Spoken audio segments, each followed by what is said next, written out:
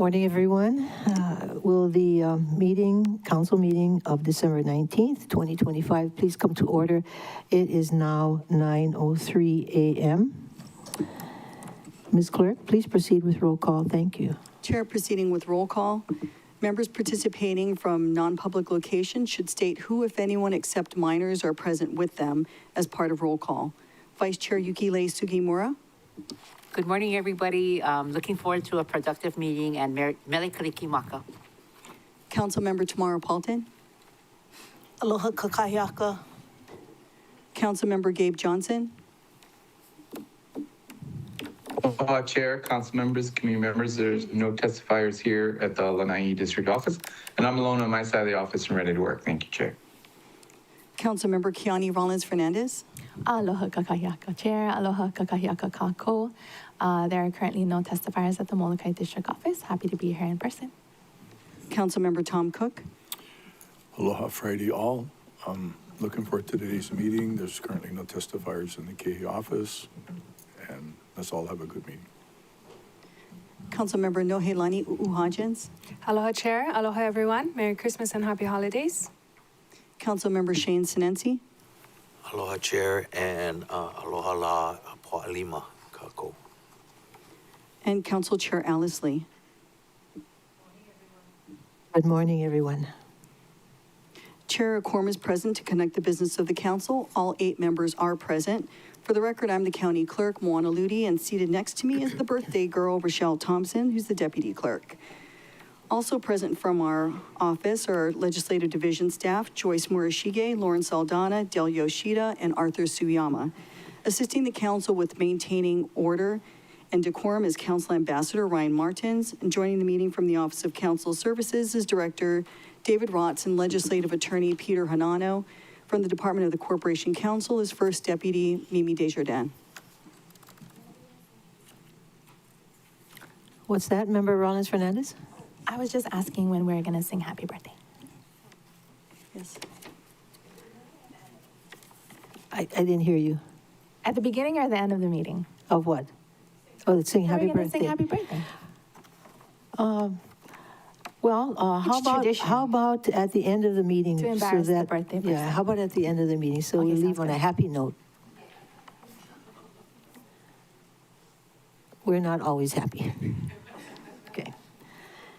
And speaking of that, I will provide the opening remarks.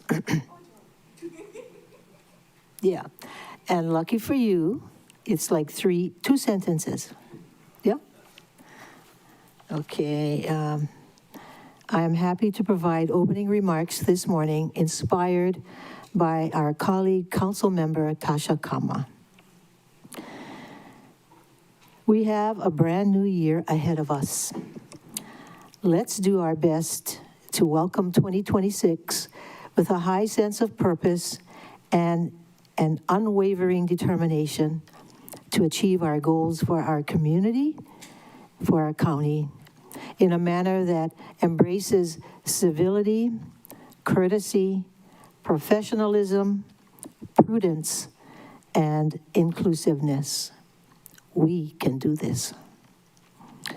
May peace and joy be with all of you, council members, staff, all of our county workers, as well as all of our community members. God bless you. And please stand now for the Pledge of Allegiance.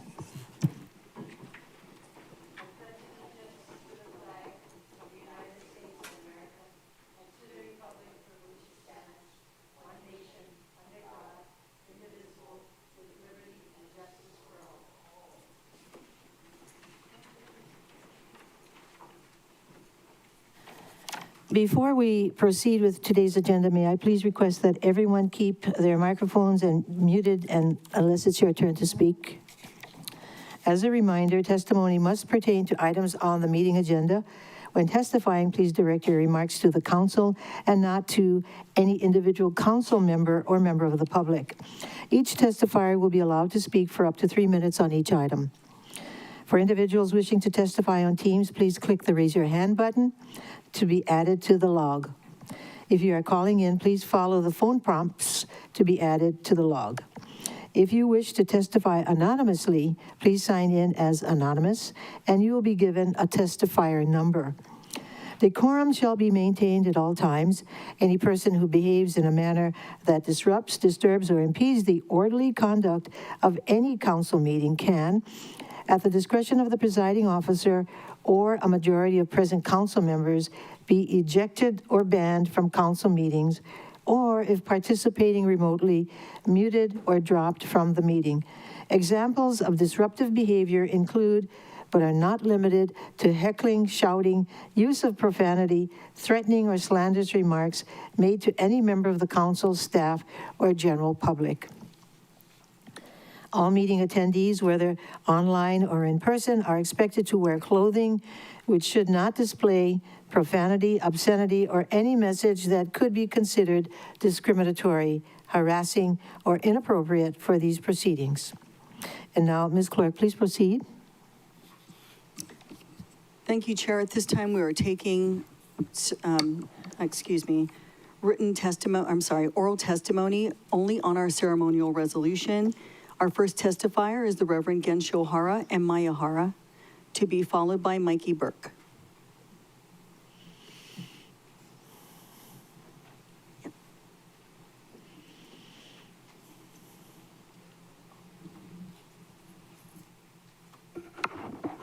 Morning. Good morning. I'm honored to represent Lahaina Joda Mission and would like to speak about Mr. Lawrence Cabanilla. Sorry. Mr. Cabanilla was really an icon and selfless stalwart of Lahaina. He represents community. He's the heart of Lahaina. And it saddens me that his heart stopped beating, and he's no longer with us. But he was really, to me and to many people across Maui, a hero and somebody we all really loved and adored. At Lahaina Joda Mission, we have the annual bond dance, and I think ours is probably, to me, the best and most beautiful one. Sorry to be partial, but this is all because of Mr. and Mrs. Cabanilla. It's made possible by the Cabanilla family. The whole family comes and spends like at least 2 months, probably 3 months, to help us prepare for this one night. And they put in so much love. They just spend so much time, and care. And it's because of them that our festival is made possible. He was always there. He's sitting under the, well, not sitting, often standing under the shower tree, overlooking and making sure that everybody's doing their work, and just quietly, but also forcefully, there, as he has been throughout his life. And especially after the fires, I think he's been a representative for the community, an advocate, and I just wanted to put in this testimony to honor Mr. Lawrence Cabanilla, as well as the whole Cabanilla Ohana. Thank you. Thank you very much. Any questions, members? Thank you. The next testifier? Chair, the next testifier, I'm not sure if it's Mikey or Mickey, so forgive me, last name Burke, to be followed by Mahina Martin.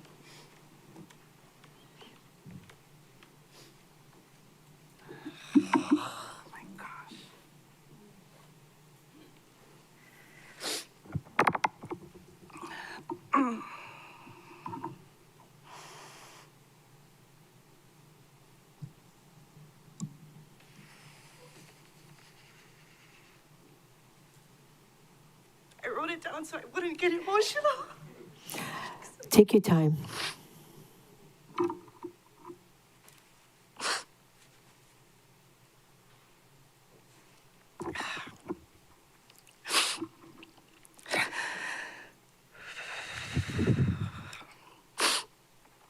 Like so many people, I met Uncle Lawrence in the days after the fire.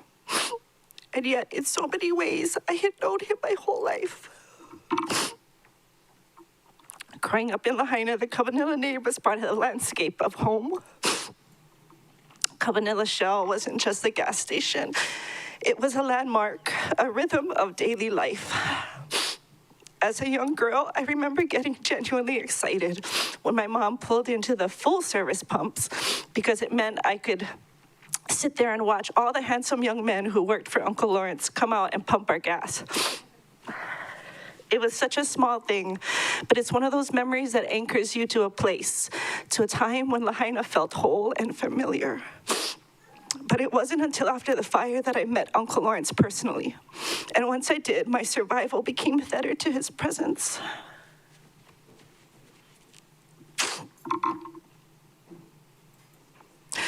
In those weeks and months after August 8th, we gathered constantly.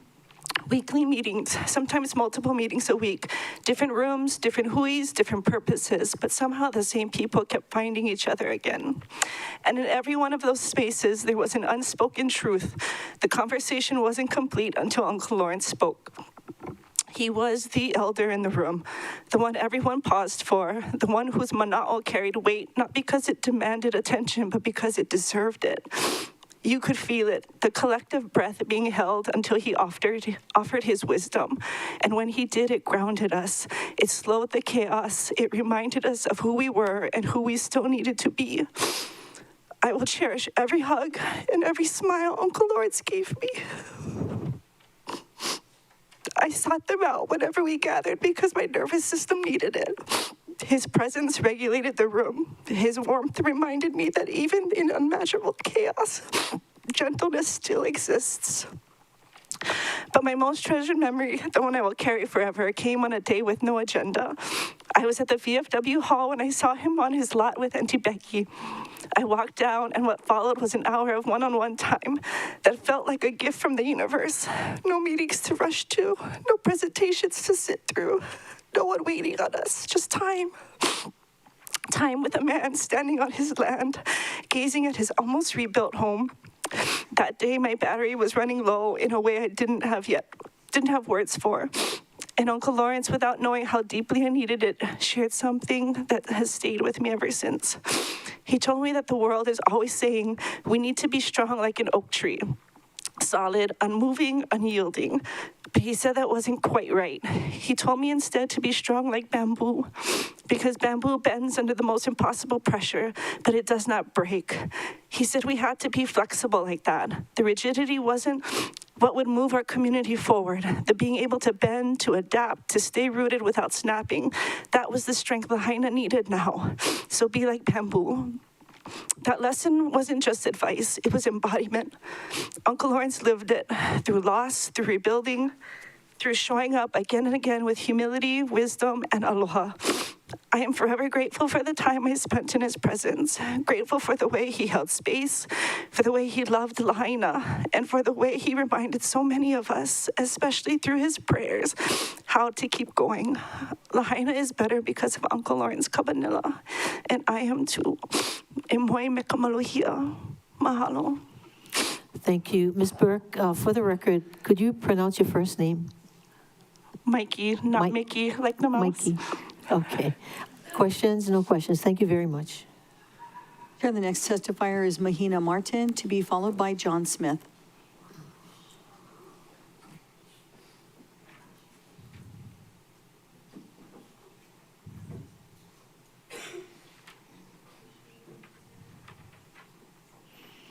Hey, stranger.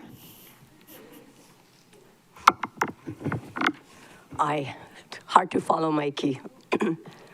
So mahalo and good morning, council members, and especially Council Member Powelton, for honoring Uncle Lawrence Cabanilla. I'm Mahina Martin. I'm the county's Director of Public Affairs. My heartfelt aloha to you and the Cabanilla Ohana today. Although Mayor Bisson could not be here, he holds Uncle Lawrence in deep aloha and tremendous love. As I'm sure the Ohana knows from his visits with you and from the scoldings he got from Uncle Lawrence, and the list of to-dos that he got from Uncle Lawrence straight in person at his hospital bed. So he is quite an attachment to our team.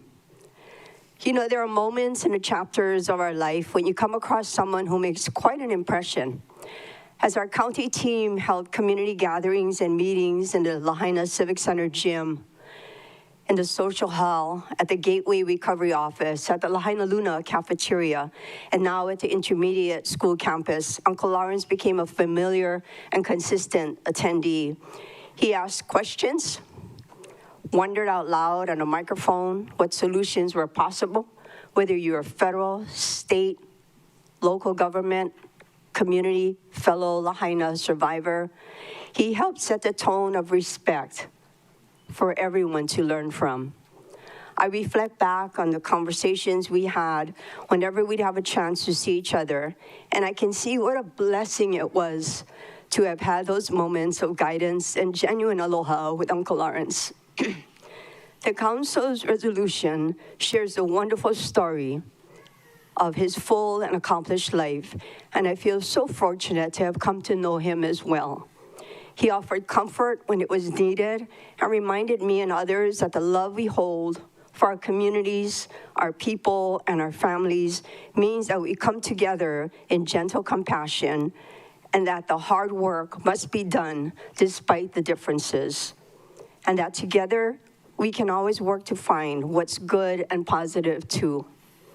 He once reminded me that we were placed here by God for a period of time, and it's up to us on how we choose to use that time.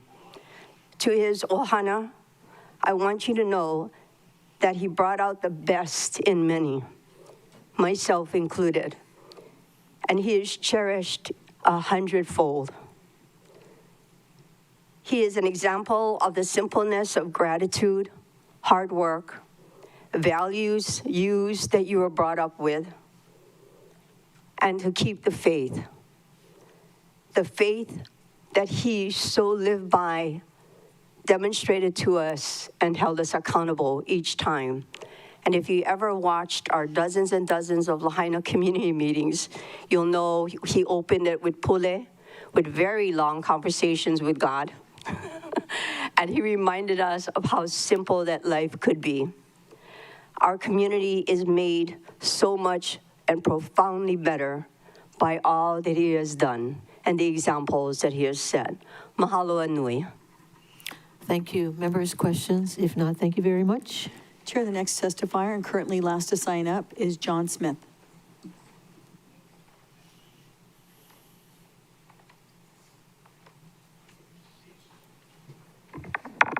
Aloha. Aloha. Aloha, Council. A little closer to the mic, Oh, I'm sorry. John. We gotta make them taller. I wasn't sure if I was going to testify this morning when I walked in, and I'm just testifying as myself. I know that I come here fairly often as the recovery administrator, but I just wanted to share a couple things real quick. I'm not as eloquent as Mahina or Mikey, but few people have impacted me as much as Uncle Lawrence since the fires. And I thought that should be known. And for all the reasons that Mikey and Mahina just said, his example and his strength resonated in those prayers before we start and all of our public meetings. And I really gained strength from that and resolution to continue our work in Lahaina. So I just wanted to publicly thank Uncle Lawrence and the family. I'm looking at Kekoa. And just thank you for allowing me to be a part of it and let you know that we're going to continue in the spirit that he set forth as long as we can. So thank you for this opportunity to speak. And I just publicly want to thank Uncle Lawrence for his commitment to Lahaina and to everything that's going on and will continue to happen over the next few years. So aloha, everyone. And yeah, that's all I have to say. Thank you. Any questions for John? If not, thank you very much. Chair, the next testifier is J.C. Law.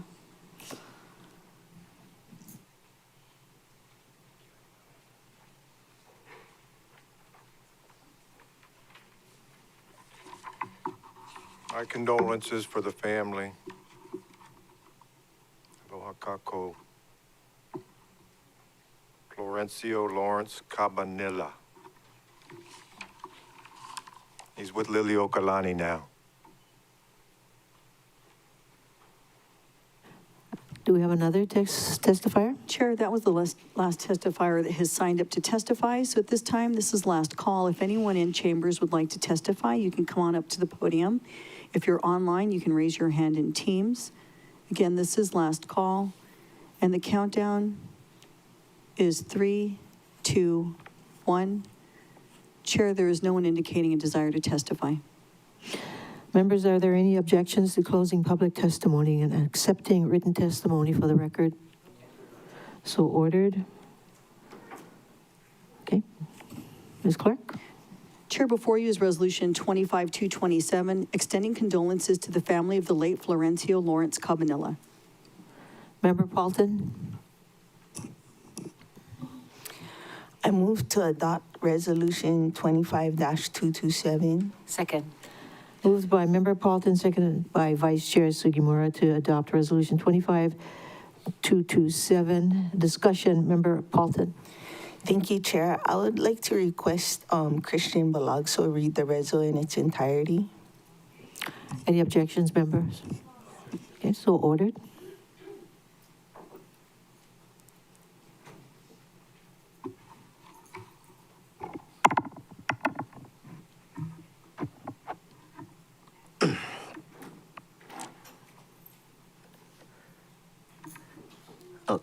Thank you, Council,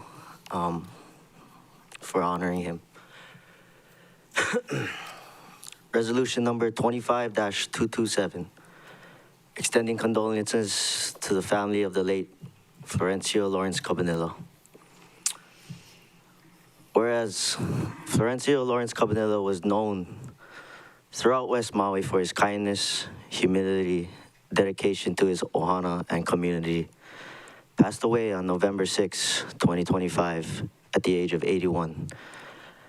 And whereas Mr. Cabanilla was a pillar of the community, reflecting a life well lived, shaped by aloha, perseverance, and service to others. And whereas Mr. Cabanilla was born in Lahaina, Maui, Hawaii, on April 28, 1944, to Juan Cabanilla and Kiiko Shimabukuro at the Pioneer Mill Hospital in Lahaina. And whereas before graduating Lahaina Luna High School in 1962, he had worked as a gas station night manager at the age of 14 and had begun his first business repairing his teacher's cars. And whereas his diligence and determination continued as he owned and operated the Lahaina Shell for 27 years, and then opened Cabanilla Body and Fender in 1999.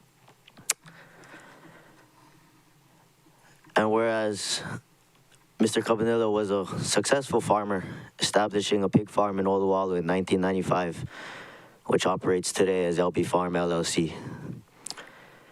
And whereas tireless in spirit, Mr. Cabanilla spent his retirement farming, raising goats, gardening, and landscaping.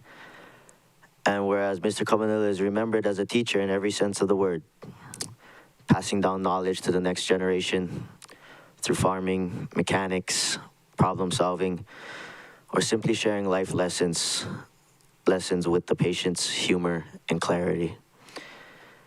And whereas as the head of his family, he fostered unity through family gatherings and laid the foundation for future generations by reminding everyone to stay connected, care for one another, and stick together no matter what happens.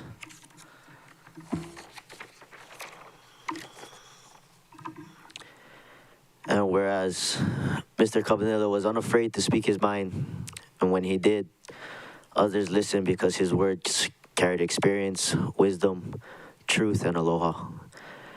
And whereas he had tremendous love for West Maui, serving his community by annually volunteering at the Lahaina Jodo Mission's Obon Festival and faithfully attending every Lahaina community meeting following the August 2023 wildfires, opening the gatherings of Pule, lifting up people with prayer, respect, and calm presence.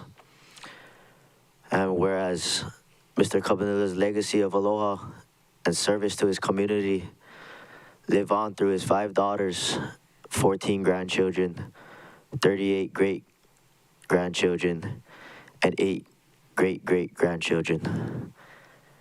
And whereas the people of the County of Maui have benefited greatly from Mr. Kabanila's dedication to community, and his life is worthy of honor, gratitude, and remembrance. Now, therefore, be it resolved by the Council for the County of Maui that it extends its condolences and deepest sympathy to the family of the late Florencio Lawrence Cabanilla, and that certified copies of this resolution be transmitted to his wife, Rebecca Cabanilla, his daughters, Lori Vieira, Alicia Leopoldino, Melissa O'Connell, Letitia Cabanilla, and Sophicia Moat, Reverend I. Hironaka Lahaina Jodo Mission, and the Honorable Richard T. Bisson, Jr., Mayor, County of Maui. Thank you. Thank you. Very well done. So did you have more to say? Yeah, why not? Just a reminder from him, Lahaina is its people.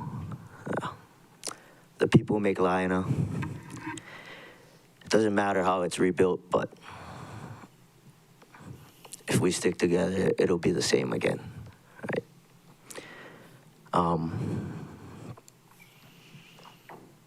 Yeah, he was a smart man. I know he used to follow this, the county government, the politics, and he would say, like, if you don't go and learn and you don't vote, then don't complain. Don't complain about anything.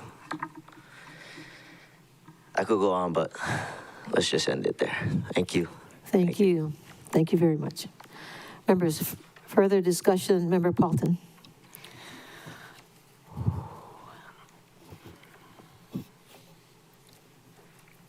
Thank you, Chair.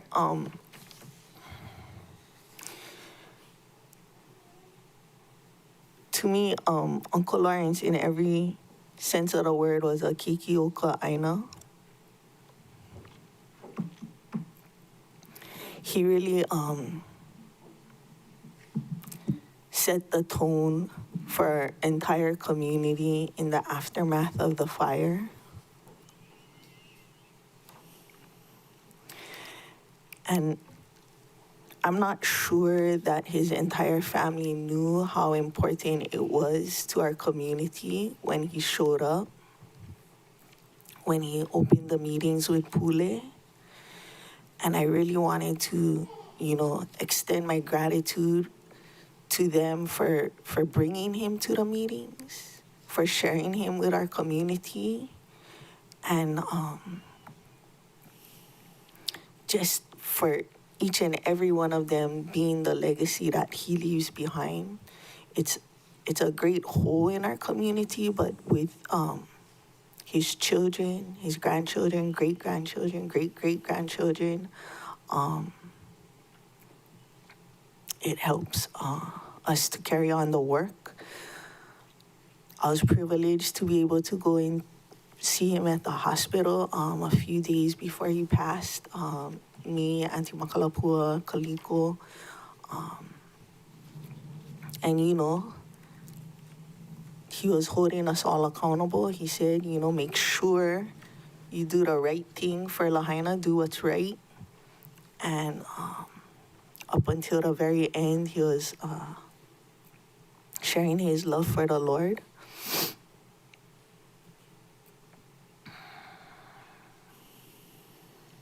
and we'll really miss him. At this time, I would like to move to amend Resolution 25-227 by striking Lahaina Honganji Mission wherever it appears and inserting Lahaina Jodo Mission in its place as the context requires, and striking Reverend I. Hironaka and inserting Reverend Gensho Hara in his place in the second be it resolved clause, and suspending Rule 19 of the Rules of the Council to allow for final action at today's meeting. Second? Moved by Member Paulton and seconded by Vice Chair Sugimura to make those changes and those corrections. Any further discussion on that? No? All those in favor of the amendment, raise your hand, say aye. Okay, 8 ayes, 0 noes, motion carries. Back to the main motion as amended. Any further discussion? Vice Chair Sugimura. Thank you very much, Member Paulton, for bringing this resolution forward. I think we all, when he would come and testify at the council, we felt his love and aloha. I personally know his sister, which is Priscilla Michael, and learned about life through her, and I think it probably resonates through their family and all that I've learned about him also and what he's done for Lahaina. But Priscilla was that impactful for me, and it's in their genes, I think. But to the family, I want to say thank you for your love and aloha. I love what Christian shared and what he gathered, is that all for Lahaina, what you do will be okay, because if it's for the people, because there's such a strong network of people, and I think he inspired many. So thank you very much. Any further discussion? I too want to express my condolences to the family. I too know most of you through Priscilla Michael, who I've been friends with since high school when we were Girl Scouts together. Mm-hmm. And eventually she became the Deputy Director of Housing and Human Concerns. So I've known and admired your family for many, many years. Thank you for all you do for Maui County. Now, therefore, ready to vote, everyone? All those in favor of the main motion as amended, raise your hand and say aye. Aye. We have 8 ayes, 0 noes, motion carries. Now at this time, is there anyone who would like to say a few words on behalf of the family? Otherwise, and then after that, we're going to have pictures taken. Anyone want to say anything on behalf of the, if not, can you come down to the center and receive Lei, and can take a group photo together, please? Thank Chair, you. I think Christian has something to say on behalf of the family. Oh, okay, I didn't see that Wait, person. he's swapping out. Come on down. What? No. What? Okay, wait. Here. I wasn't planning on talking today. I'm Travis O'Connell, Lawrence Kapnila's grandson. Sorry. I'm just gonna read this out for myself and my family, but so my grandpa wasn't just a staple in my life. My papa was a staple in my life. Not just someone I loved, but someone I stood on. Someone whose presence shaped me, the way I move through the world, the way I face hardship, and the way I choose to live. My papa taught me that life isn't a shortcut. You don't rush it. You take the long way, the honest way, because that's where learning lives. That's where growth happens, and that's where you come out more humble and more grateful and more awake to the journey. One of my earliest memories with him is from when I was a boy, standing in the dirt, trying to carry a big, what is those 50-gallon, we're picking up slop, yeah, but it's with lettuce and it was all with just vegetables. We were at the pig farm throwing it over the fence, and I was there for probably an hour trying to do it, and I finally told him, I can't do it, Pops. He's like, no, you can do it. I told him, no, I cannot do it. So I spent another hour there, and finally, after spending that hour there, I lifted the bucket, but he looked at me and said that, don't ever say you cannot do it. He didn't say it with anger, but he said it with belief. So I, in that moment, believed in myself and everything that shaped me in my life to this day. And the moment was something planted in me. The single moment shaped every obstacle I faced since. Every challenge, every win, every time life felt too heavy to lift. Papa believed in me so long, I fully believed in myself. There wouldn't be enough words in a lifetime to express the love I have for him, the gratitude, the lessons I was gifted simply by being close to him. I honestly cannot imagine a life without him, and yet the same breath, because of his life, I want to be better. I want to carry forward his love, his gentleness, his wisdom. I want to live the way that honors what he poured into me. My papa was one of the greats, truly. I mean, for me, he was the greatest man I know. Sorry.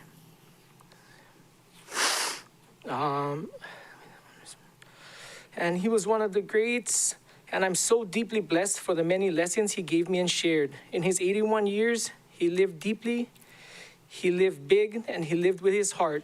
And everything I know, everything I am becoming, I attribute to the love he gave me. Papa, thank you for taking the long way. Thank you for believing in me. Thank you for teaching me that I am capable, that I am strong, that I am life, and that life is something to meet fully. I carry you with me always. Thank you. Thank you very much. Anyone else? Okay, come.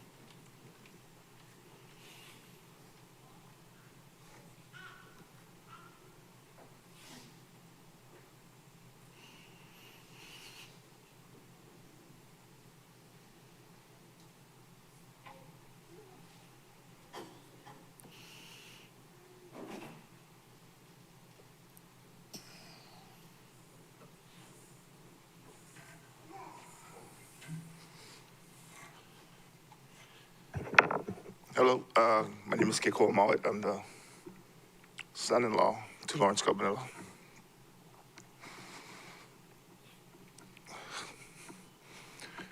I've been with the family since I was 15.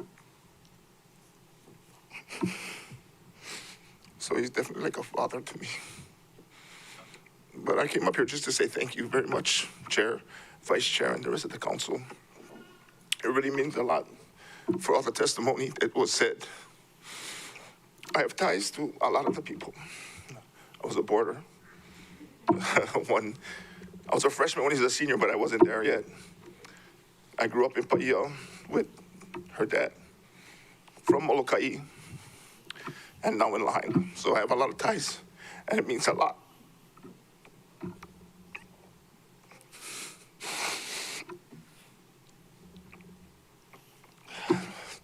To me, but to the family that is here. There's a lot of people here, but that's just half, half of the family. So the Cabanilla clan is strong, and it's really hard.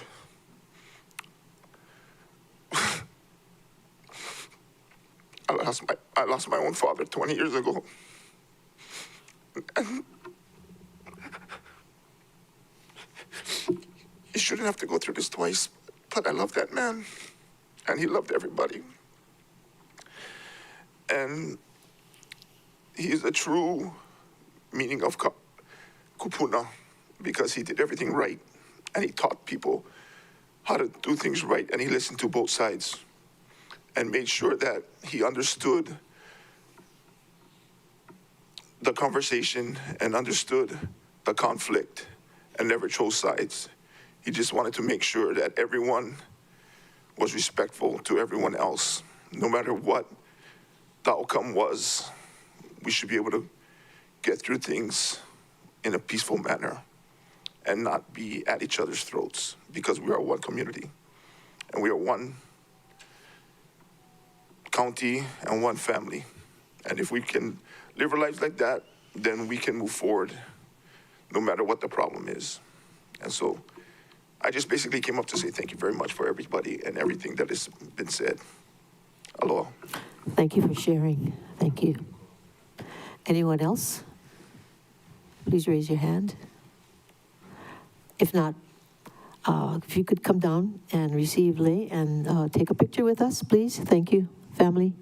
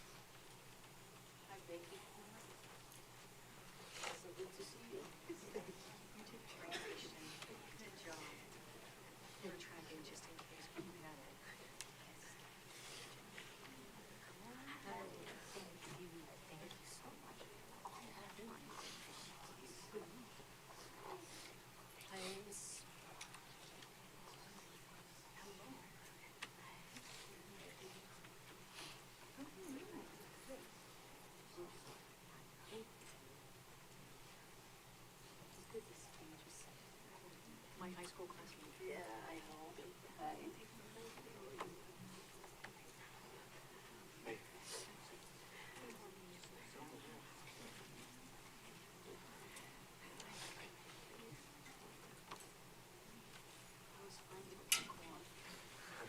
Once he started talking, it was over.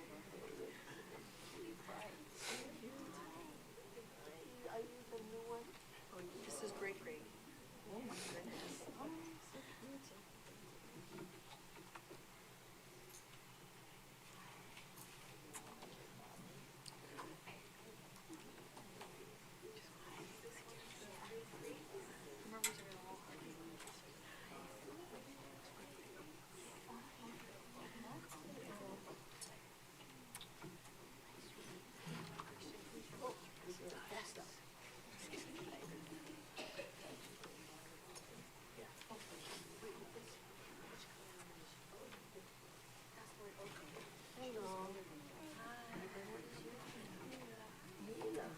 so cute.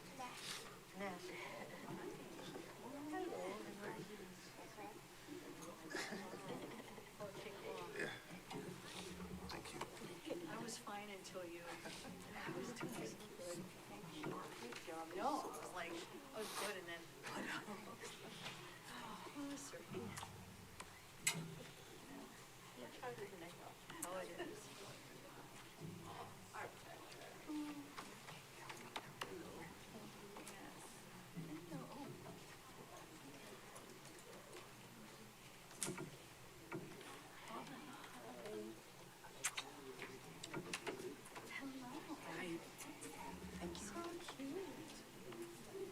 You did great. Yes. Yeah, Good I'm so job. glad you came up. Good Good job. job. I saw you hesitating back there. Yeah. Good job. I wouldn't have been able to.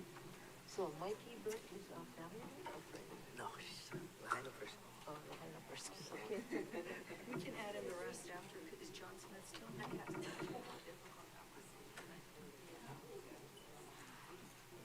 Okay, folks ready?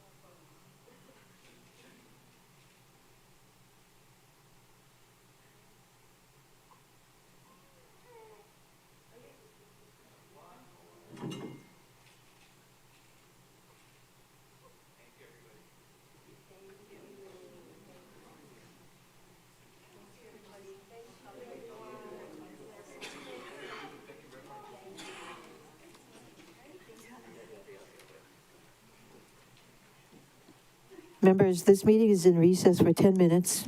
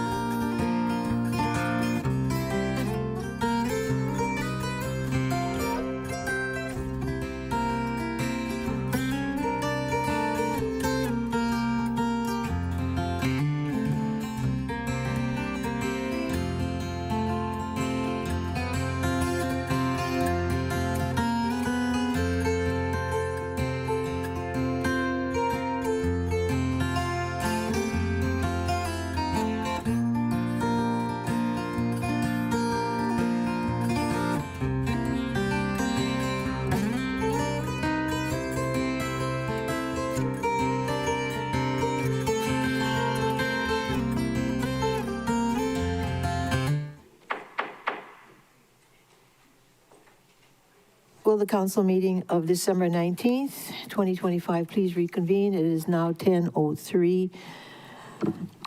Ms. Clerk, please proceed with the agenda.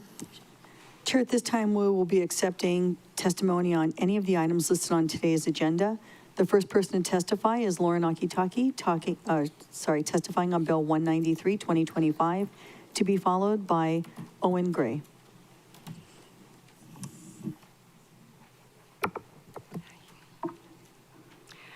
Good morning, Chair, Vice Chair, and Council members. I'm Laura Nakitake. I'm the Executive Director, Legal Counsel to the Board of Ethics, and I'm here today to testify in support of Bill 193, which increases the staff for the Board of Ethics from 3 to 5 positions.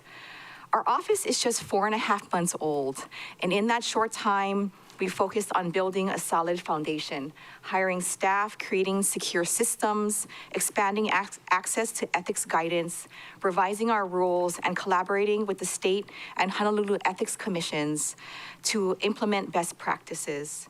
We intentionally started small so we could assess the workload before requesting additional staff. Very early on, it became clear our current staffing isn't sufficient. The demand for real-time ethics guidance is high. In the first 4.5 months, I've issued 55 informal advisory opinions.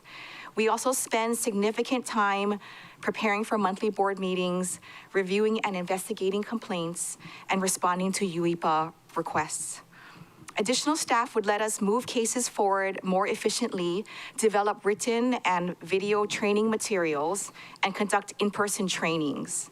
A second attorney is essential for my office for contested cases, as one attorney presents the case and the other represents the board. I would not be able to do both of those roles. Looking ahead, our workload will continue to grow. Updates to our lobbyist rules to align with the state's model would increase lobbyist registrations and require quarterly disclosures, which will require ongoing oversight and likely an online filing system. We also anticipate referrals from audit once their new fraud, waste, and abuse hotline becomes live. I note that I have strong written support from my chair and vice chair Captain Michael Lilly will be testifying today in support. Given our urgent need, I respectfully request floor action on this item. I thank you deeply for your continued support and steadfast commitment to our office. The growth and health of our office are a direct reflection of your leadership and dedication to upholding the highest ethical standards across county government. As the first neighbor island to take this important step, we are sincerely grateful for your vision and willingness to lead the way. I'm happy to be a resource during the discussion on this agenda item. However, I do have a 2:15 flight today. And so I'm available until then. And if I'm on the plane, then Managing Director Nishita offered to answer questions. Thank you. All right. Any clarifying questions, members? If not, thank you very much. Thank you. Chair, the next testifier is Owen Gray, testifying on Resolution 25-230, and he will be followed by Jay April.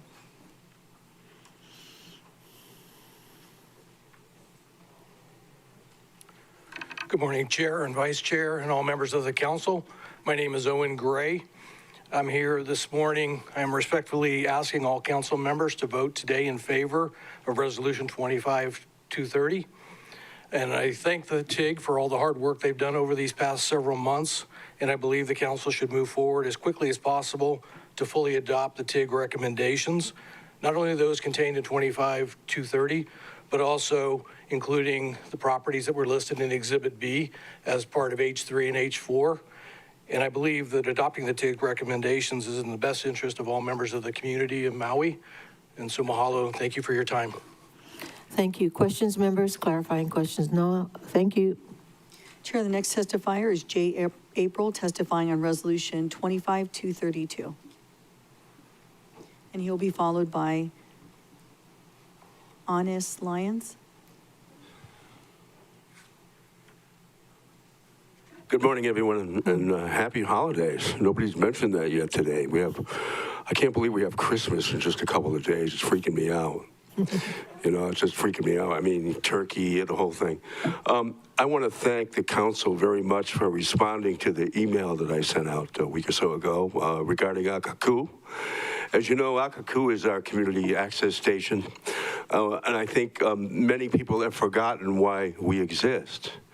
Back in the 70s, when cable first hit, many of you may remember we only had 3 TV channels. I mean, I go back a long way. I mean, I'm so old school now, I can't even believe it when I look in the mirror. But bottom line is, we had this thing called cable. It was like AI is now. It was like the biggest thing going. You're going to get all these channels, and the cable's going to spy on you. It was just amazing, right? It was fun, and I got involved as a young kid as a video maker, and taught myself video, and started this career. And when I found out that everyone could be on television for 5 minutes for free, I brought my little high school kids down to the cable station, and I walked in and I said, "Can we be on the public access channel?" He said, "What's that? What's a public access channel?" I said, "Well, the FCC says that all our kids can be on our channel for 5 minutes for free." He says, "I don't care about the FCC. Go talk to them. Get out of my station." So I took a train to Washington, D.C., and I talked to some FCC commissioners. And as government, goes, there was a new rule. This was a rule. If you have so many subscribers, you have to offer these channels. Why? Because they do their business on our public rights of way. The 6 feet from property line to the street, where all the homeless people hang out, is public property. Those wires up on those poles are on our public property. And so we have a company now called Spectrum, not Spectrum Cable, called Spectrum. And that company controls internet and cable, because they're kind of the same now. And now they're trying to claim that they have a right to our public rights of way without paying the rent. I remember I talked to Alan Arakawa when he was mayor. I said, "Do you have any idea how much money Spectrum pulls out of Maui every single year?" I bet you guys don't know. About $100 million. About $100 million. They pull about more than $1 billion out of the state. The law says in Hawaii, and it's a law, that they have to provide public access channels in every county. It's up to the DCCA to decide how much money Akaku receives. And since 1992, we've received 3% of the gross revenue. Okay, do you mind if I take another minute? Sure, could you conclude in another minute? Yeah, let me conclude, because I could go on for a long time. I want to thank you for your support of this reso. What this reso does, it reminds the state that Spectrum does not run our cable system or our public access. We do. Democracy is based on freedom of information. It's based on public media. Public media is under attack everywhere in this country. We have a friend across the ocean, across the channel on Lanai, that may soon own all media in the United States, all news, CNN and CBS. Hyperlocal public access is our voice. Maui has had no input. The Maui County Council has no input into that process. They want to basically diminish us. Thank you for your support, and I hope that you will adopt the resolution, which all it does is say, we just want status quo. We just want to stay where we are and be able to continue to serve our community, present our government to our community, give you daily news, continue what we're doing with our skeleton crew. That's all we're asking for. Members, any clarifying questions? If you have any questions about the reso, I'll be happy to answer them. No clarifying questions. Thank you very much. Thank you very much. Chair, the next testifier is Honest Lyons. Mr. Lyons, if you could please let us know what item you'll be testifying on, and he'll be followed by Brian Whitman. Aloha, Chair. Aloha, Vice Chair and members, and happy birthday, Rochelle. I am testifying in favor of Bill 183. I am the Executive Director of Hale Mahaulu, and we have been selected as developer of the Front Street Apartments in Lahaina. The alignment of the West Maui Community Plan with the zoning of that property would allow us to increase the unit count of affordable housing units by almost 100 additional units. So from from 143 to 240 units. So we're just asking for the community plan and the zoning to align. Thank you very much. Members, any clarifying questions? If not, thank you very much. Next testifier. Chair, the next testifier is Brian Whitman, testifying on Resolution 25230 and Bills 170 CD1. Good morning. In reference to two items on today's agenda, Resolution 25230, where the council is considering a proposed bill establishing the H3 and H4 districts, and Bill 170 CD1, which is designed to, quote, seek innovative ways to lower housing costs without compromising the quality of our island lifestyle. I offer the following observations. First, I want to congratulate the mayor and the council for the efforts to develop bold solutions to the Maui County housing crisis.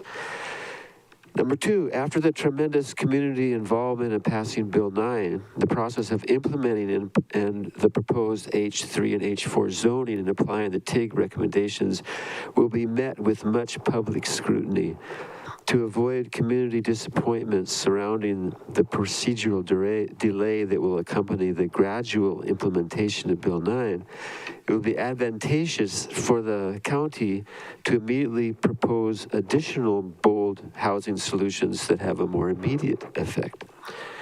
Number three, a considerable number of homes destroyed in Lahaina were on small lots of approximately 1/10 of an acre, with buildings only 1,000 to 1,500 square feet. Number four, it will be possible for the county to greatly stimulate public interest and streamline the rebuilding of these smaller properties by providing several free, downloadable, pre-approved, and pre-permitted architectural building plans suitable for these lots. The county can obtain these plans by holding a design contest among local architects for an innovative, low-cost 1,000 to 1,500 square foot cottage plan. I suggest 5 designs be chosen, with the winners rewarded and celebrated. The contest itself will have the advantage of generating much positive public interest. Number 5, local banks can be invited into the process as a means of helping to coordinate construction financing for affected property owners. It is possible that housing grant monies that may become available to Maui County can be utilized to partially subsidize building from these designs.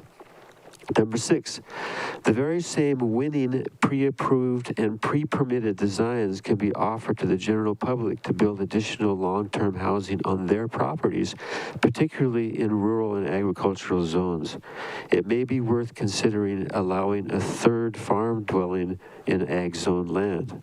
Number 7, it may best serve Maui's needs to offer this opportunity for only a limited time, perhaps 2 years, and also limit the total number of these designs to perhaps 2,000 buildings.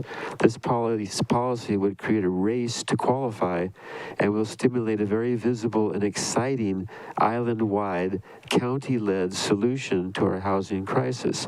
The legacy of these 2,000 homes created will become a cherished part of Maui history. May I present a concluding sentence? I would like to point out that more than 2,000 housing units were built in Maui County during the following previous single years: 1975, 1976, 1980, 1981, and 1992. Thank you. Questions, clarifying questions. Member Cook and then Vice Chair Sugimura. Thank you very much for your testimony and suggestions. Could you give that to, do you have the written testimony that you could leave with us? Yeah, I gave a copy up on the desk there. I can give this one personally. No, that's adequate. No, thank you very much for coming and sharing that. Vice Chair Sugimura? Same question. Okay. No more questions. Thank you. Chair, the next testifier is Budget Director Leslie Milner, testifying on Bills 182, 184, 187, 189, 191, 192, and 193. Thank you, Chair. Morning. I promise I will keep it short. I'd like to start first. It's actually a combo, Reso 25224 and Bill 182.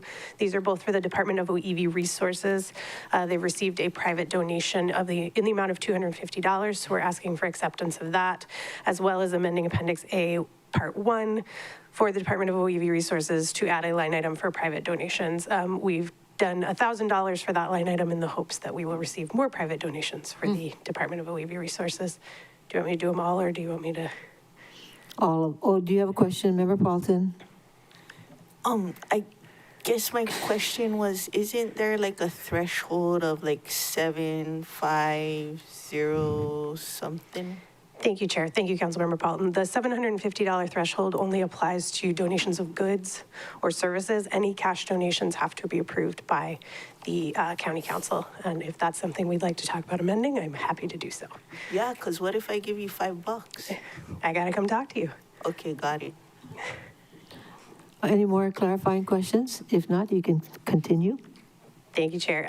Bill 184, this is the Department of Parks and Recreation Capital Improvement Projects in the amount of $5 million. 1.2 million would be for countywide projects, 300,000 for the Lower Paia Park parking lot, 2 million for the War Memorial Gym project, and 1.5 million for the War Memorial Stadium and track renovations. These projects are all ongoing and have been discussed in prior budget sessions, so we were hoping to ask for floor consideration today so that we can keep these projects moving forward. Mr. Marvel and Director McCall have agreed to be on standby if they're needed as resources when we get to the item, and I will also be available. And the 5 million is from where?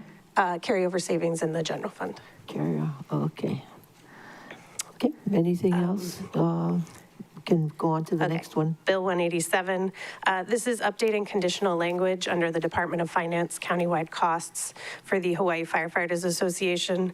The final amount just came out a little higher than what the current conditional language states, so we'd like to increase it by $400,000. We're not asking for any additional funds. We just want to make sure that amount correctly reflects the final agreement. Any clarifying questions? If not, okay. Moving on. Bill 189, this is Appendix A, Part 1 again. Department of Public Works, they've received funding from the Safe Routes to Schools Special Fund in the amount of 2.850000. So we'd like to add that to the budget so they can proceed with those projects. A list of the projects was included in the transmittal letter. Any clarifying questions? If not, proceed. Okay, Bill 191. This is for the Wailuku Economic Development, Environmental and Cultural Programs line item, updating the conditional language for Maui Nui Resiliency Hui to reflect a change in the project description. This was requested by Chair Lee, so when you get to the item, I will defer to her as your resource. It's just a district project, that's all. Bill 192, Office of the Mayor, Houseless Programs. Again, this is an update to the conditional language for the Maui Nui Resiliency Hui to reflect a change in the project. After further discussions between the administration and Councilmember Paulton and the Maui Nui Resiliency Hui, it's been determined that perhaps the Honokawai site is not quite appropriate for the safe parking. So they're going to use that site for development for a resiliency hub and possible transitional housing. And we're also adding a line item so that we can RFP out the West Maui safe parking to try and get an idea of where that location might be and find a vendor who can do that work. Any clarifying questions? If not, Thank you. And finally is Bill 193, which I believe Director Akitake already spoke very eloquently on, but this is adding 2.0 unfunded EP to the Board of Ethics after those positions are established and we know a timeline, and if there will be any funds needed this fiscal year, we will come back with a budget amendment. Thank you, Chair. okay, thank you. Do you have a question, clarifying question on this last item? Go ahead. Oh, can I just retract to ask if you also wanted floor action on 185? Because you did 182 and 184, 191, you asked for 193. Actually, I'm planning to do floor action on from 184 all the way to 191, pretty much. Or I'm sure she has no objections to I have that. no objections to that. Okay. Whatever you all are comfortable with, I am happy to support, and I will be available for any questions. Thank you. Thank you, Chair. No more questions, thank you. Chair, the next testifier is Greg Rilsky, testifying on resolutions 25, 225, 228, 230, and 232. And as you testify, could you let us know when you finish with your first item and we can reset the clock? and he will be followed by James Langford. Good morning, Council. I think I'm pretty much just going to go on 2:30. Good morning, and I think that this is a great opportunity to take the chance. Sorry. I'm Greg from Lahaina, current FEMA guest and a Bill 9 supporter. And some people on the board thought Bill 9 was horrible. But it's a great... But we're not talking about Bill 9 today. No, but this is a great opportunity to talk about the TIG report and what's come after that, which is Resolution 230. So while I don't oppose sending this to the Planning Commission, I just want to try to remind everyone that this also involves residents. So currently there are residents in these properties that saw Bill 9 as an opportunity to regain their life. And during the July 23rd meeting, one of our very wise council members asked the administration if there's a 100% requirement from the owners of those properties before they get converted into a hotel zone and continue TVR. And so the corporate council pretty much said that it's up to the council to figure out that criteria to see what that is. But I would like to just explain that sometimes the HOAs present things that don't always represent all the members. Sometimes the HOAs are controlled by vacation rental primarily. I know in my particular HOA, they have said that they had unanimous consent from the ownership when they didn't. There is not necessarily intentional, because everything has a way to get explained, but there is an opportunity here not to just say, oh, well, they're in this certain area, let's automatically convert them. So when this comes back to you guys, I just want you to remember, there are residents, and a lot of the residents are concerned about speaking out. I've already been ostracized, isolated, and discriminated against because of my frequent testimony here in council regarding these things. So with this resolution going to the Planning Commission, please just consider that when it comes back to you guys, this isn't just about the tax revenue. This isn't just about the Slorexa and where these properties are, that there are residents that are actually very hopeful that they can be restored to residency status. So my next comment really is kind of a general one, and that's with the holidays approaching, and to the council, to everyone here, to the millions watching around the world, to everyone in Maui County, to everyone from the Kingdom of Hawaii, I wish to say Merry Festivus to everyone. And Merry Christmas, and Happy New Year. Thank you. Exactly, it's the last meeting of the year. Any clarifying questions? Vice Chair Sugimura. So based upon your first testimony, are you saying that your property is in the TIG Exhibit 2 and you're opposed to your property not being handled through the county-initiated change of zoning? I am not. I am actually on a Minnetonka property that is not in the apartment zone. I'm in the residential and ag zone. I have seen deterioration of everything. So I've talked to a lot of people in the community that are in those zones. Okay. And they're like, oh, this is great. We never thought we could ever have our community restored. Thank you. So, yeah. Okay, he has an issue with the second thing happening. Yeah, we just want clarifying questions. Okay. Any more clarifying questions? If not, thank you very much. Chair, the next testifier is James Langford. Mr. Langford, please let us know which item or items you'll be testifying on, and he will be followed by Michael Lilly. Morning. Aloha, Council. I want to wish you a happy holiday. I hope you have all the tools you need now to do your jobs without getting pressured. I put some testimony up there on the Facebook that'll help with that. And I've got some folks in Chicago that'll help you with that fentanyl problem you got. All right. I love you. Merry Christmas. Thank you very much. Questions? If not, Shalom, because Hanukkah's cool too, you know. Okay. I'm not going to lie about that. yes, let's not leave anybody out, right? Okay. Right. No, everybody's good, man. Chair, the next testifier is Michael Lilly. He'll be testifying on Bill 193. He'll be followed by Dan McKenna, who is currently our last testifier.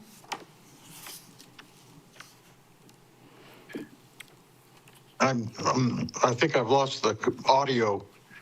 Oh, you're fine. We can hear you. Okay. You ready? Yes. Aloha kakiaka, Michael Lilly. I'm the Vice Chair of the Board of Ethics. Before our current full-time staff, the board was unable to fully perform its function in ethics oversights. We were unable to adequately investigate and prosecute violations, implement a training program, provide timely ethics opinions, and other ethics enforcement functions. So we desperately need a second attorney. I learned during my 9 years on the Honolulu Ethics Commission that the executive director legal counsel cannot impartially prosecute ethics violations before the board and at the same time serve as the board's legal counsel in connection with that prosecution. With a second attorney, those functions will reside in two different attorneys, thereby preserving the board's independence. We currently have a major ethics case that needs to be investigated and prosecuted, but it's on hold because the current staff is so overloaded with work. Lauren Akitaki handles all of the legal and administrative work of the office, and since she took over in August, her workload has absolutely exploded. She's handling numerous UIPA requests, Office of Information Practices appeals, ethics complaints, financial disclosure filings, lobby filings, and many other matters. She's giving informal ethics advice to public employees without having to wait for a board of opinion. And I just heard this morning that her opinions are up to 55 in the last 4 months, which is more than the board issues in a year. And that work is steadily increasing since public employees have become aware of the procedure. She's also working on updating our lobbyists and gift rules, a proposal for a county-wide anti-nepotism policy, and a proposal to extend the board's jurisdiction over former employees, which the Honolulu Commission enjoys. Ethics training will become our most important job, but under current staffing, we're not able to implement that program in the near future, but additional staff will make it possible for us to start the county's first regular ethics training program. Because of the enormous work her staff does preparing for and wrapping up our meetings, we decided not to have a meeting 1 out of every 3 months. The Honolulu Commission, for example, meets only every other month. In time, we may adopt that practice. This will help alleviate a lot of her work, but she still needs additional staff. A word on Lauren.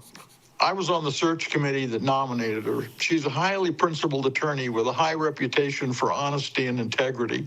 She's a diligent worker. She analyzes well. She has superb judgment. And as importantly, in my mind, she has created a happy workforce. The people of Maui can rest assured the ethics office is well managed while carrying out its oversight duties. Thank you. Thank you. Members, any questions? Member Rollins Fernandez. Mahalo, Chair. Aloha, Mr. Lilly. Mahalo for your testimony today. I'm sorry if I missed it. Did you say how much staff the City and County of Honolulu's Board of Ethics has? They have, as I believe Lauren probably knows, but it's like 11 or 12. Mahalo. But of course they have Lauren pointed out it's 11, and of course they have a bigger population that they deal with. Mahalo, Mr. Lilly. Mahalo, Chair. Any more questions? If not, thank you very much, Mr. Lilly. Thank you. Mahalo.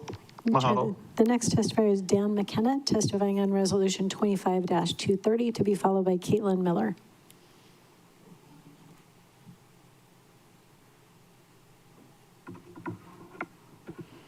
Get it to my altitude.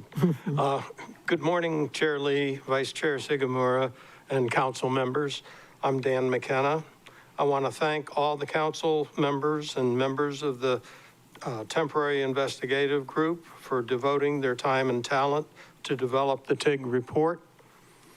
I'm encouraged by the council's support in favor of Resolution 25-230 towards establishment of H3 and H4 hotel districts. Thank you very much. Thank you. Questions, members? If not, thank you very much. Next testifier, please. Chair, the next testifier is Caitlin Miller, and please let us know which item or items you'll be testifying on, and she will be followed by Jonathan Helton.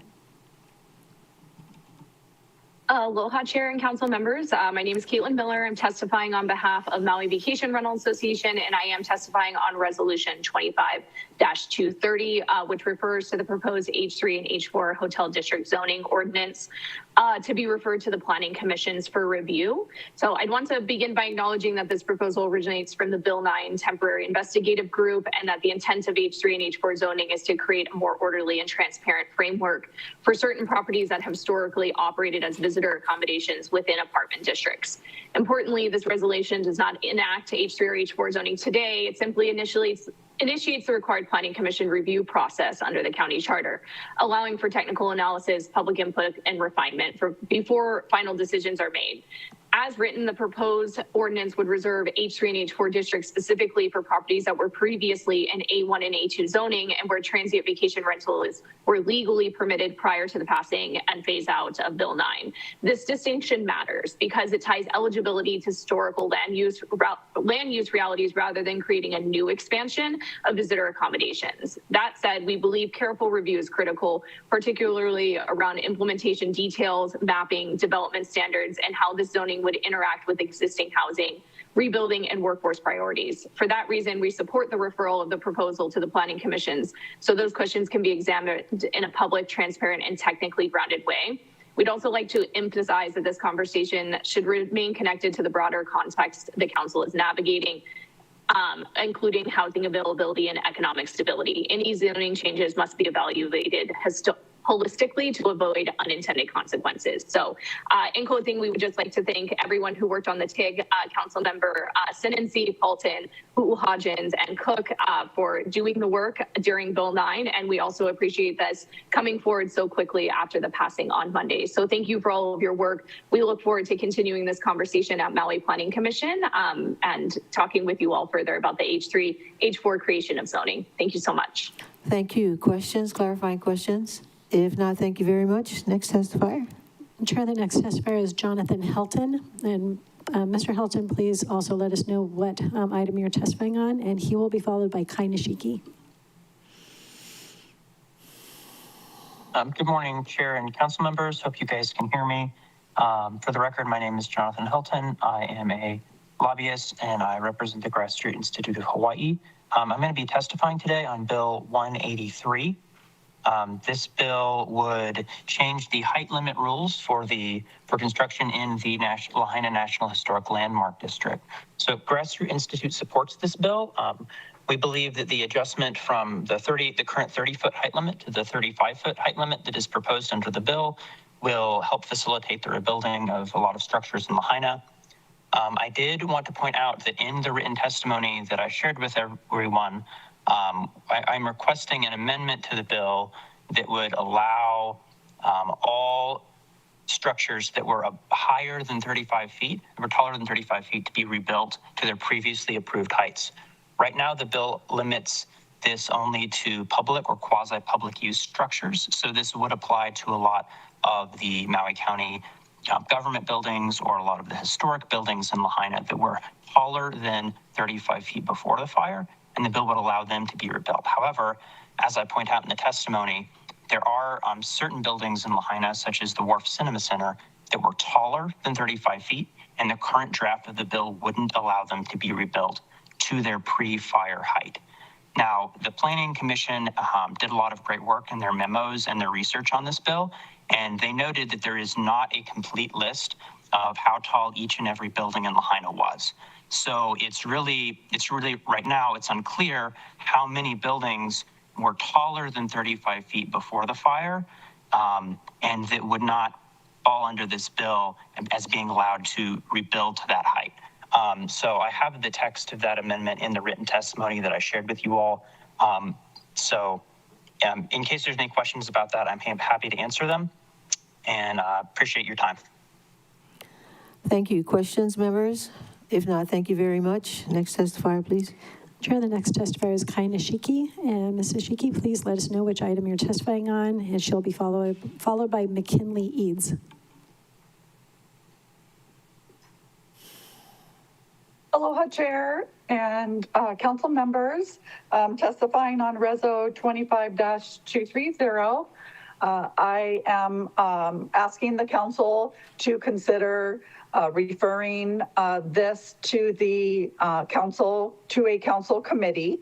The community and general public were not involved in the TIG discussions and should be afforded an opportunity to provide suggestions to the council and have the council deliberate and provide a complete bill for the planning commissions to evaluate.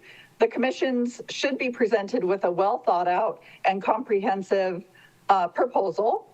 There really isn't any big rush. Implementation of Bill 9 happens in 3 to 5 years.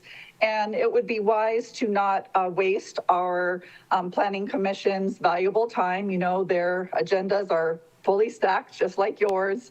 And it really is this council's job to provide a very complete and comprehensive draft. Because the planning commissions really do review and provide recommendations. And so they should have the ability to see all of the discussions that the council has regarding this proposal. I have a lot of other justifications, but right now, just really asking this to be referred to a council committee. You folks always say, you know, council committees are where the work should be done. And so just asking you folks to honor that and provide the commissions with a really well thought out proposal. Thank you very much and happy holidays. Clarifying questions? If not, thank you very much. May we have the next testifier? Chair, the next testifier is McKinley Eads. Please let us know which item you're testifying on, and McKinley Eads is currently the last testifier. Aloha, Chair, Lee, and council members. My name is McKinley Eads, and I'm here today in strong support of Bill 171 and Bill 183. I really appreciate what was said earlier this morning that Lahaina is Lahaina because of its people. But I do want to note that more than 2 years after the wildfires, recovery has moved far more slowly than anyone had hoped. As your own Bill 171 findings note, as of October, 515 building permits have been issued, 290 homes are under construction, and 83 homes have been rebuilt. Yet not a single commercial property has been rebuilt and occupied. This is a critical indicator of how far we still have to go. Bill 171 recognizes that reality. It acknowledges that ongoing hardship that property owners continue to face. Hardship that is not the result of inaction, but the result of an extraordinarily complex, evolving, and at times uncertain rebuild environment. The bill's extension of real property tax relief through 2028 for properties still unoccupiable or restricted due to wildfire impacts is not merely helpful, it's essential. Without this extension, property owners already carrying enormous financial burdens would face additional pressure they cannot absorb. Commercial property owners in particular would be placed in an impossible position as rebuilding remains stalled by factors outside their control. The recovery timeline already extended would become even more difficult to meet. I want to thank you guys for the many actions you have taken to help us with the rebuild process, but I believe there's still more to be done. Tax relief does not solve these problems, but it prevents them from becoming worse and gives owners breathing room until the path forward becomes clearer. I believe Bill 71 is a vital component in Lahaina's long-term recovery, recognizes the real conditions on the ground, and provides fair, necessary support for those still struggling under circumstances they did not create and cannot control. I also support Bill 183 because it creates the flexibility that rebuilding in Lahaina now requires. Many properties no longer have complete as-built or verified original heights, and the design environment has changed dramatically since the fire. This small height adjustment gives architects and engineers enough room to create safe, functional, code-compliant buildings while still maintaining the historic character of the district. It's a practical step forward toward making actual reconstruction possible under today's conditions. Thank you for your time. Thank you. Clarifying questions? If none, thank you very much. Next testifier. Chair, the next testifier is Tom Crowley.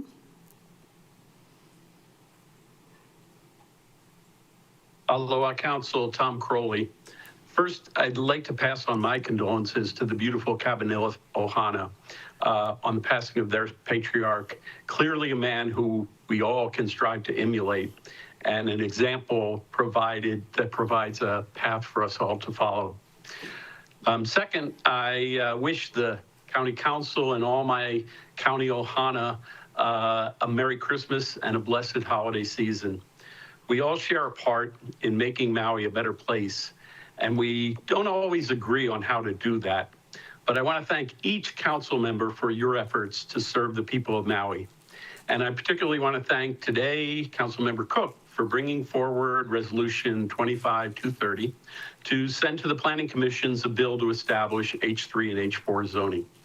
I appreciate the expedience of this action to help resolve some of the issues that are left unresolved with Bill 9. I hope that the Planning Department, through the Planning Department's comments and the Planning Commission's review, that some clear criteria can be established to qualify properties to be considered for the rezoning to these newly established districts. I would direct the Planning Department and Commission to the historical record contained in the Maui property tax records that show that in 1992, more than 8,500 condo units were classified as hotel resort, establishing them as having a right to make these short-term rental uses more than 30 years ago. There may be many other valid qualifying criteria that could be established to make changing the zoning for these properties clear and easy to implement without having to hold public debate on each and every one of the 100 plus properties that are currently in the apartment district allowed to make short-term rental uses. I hope that when this legislation returns to this body for adoption, that the Planning Department will have cleared the pathway for rezoning without the need for expensive and sometimes impractical property improvements or public right-of-way upgrades. And I hope that the process of community plan amendments that would be necessary for this rezoning can actually begin before you adopt the South Maui Community Plan, that you can do some of this while you're looking at the community plan. I'd like to move on to my comments on Resolution 25-228, extending the term of the Real Property Tax Reform Committee. I support the extension of the term of this committee and might suggest the council consider making it a standing committee of this council. I appreciate the work of this committee has done since its first meetings in September, particularly Bill 171 for the extension of tax relief for properties yet to be rebuilt and reoccupied in Lahaina that today is set for second and final reading. But there are a host of other issues in our real property tax code that still need to be addressed. The issue of reclassification during the tax year when a change of use takes place has yet to be resolved. And I would urge the council also to take up the issue of the dysfunctionality of the Real Property Tax Board of Review. This important part of our tax code really needs to be reformed to better serve the citizens, to have the ability to appeal and have a chance to prevail. I'm sad to say that as it functions today, it causes many citizens to lose faith and confidence in their government. This board needs some legislative changes and structural changes to how it functions to make it really work the way we would want it to. And I hope that this committee can take up that at some point. Yesterday, I was watching the Cost of Government Committee, and they were discussing exactly this issue, that their observations are that this committee needs some basic functional reform. Finally, I would like to comment on Committee Report 2591, allowing alternate members to fill terms on boards and commissions. I would like to suggest that the council create these alternate positions for practically all the boards and commissions that are out there that would help these boards maintain quorum when a particular member may be absent for an individual meeting. My idea is that every board should have one or two alternate members who in their first year serve as an alternate member where they learn what the board does. But when someone's not there, they can step in and fill quorum. I just think that would help tremendously for all of these boards to not lose quorum as they often do, and then not have the ability to hold a meeting that has already been agendized and sometimes holds up things for months as they go. One board that I really would like to see have this would be the Maui Planning Commission. However, that I believe would need to mean a charter change.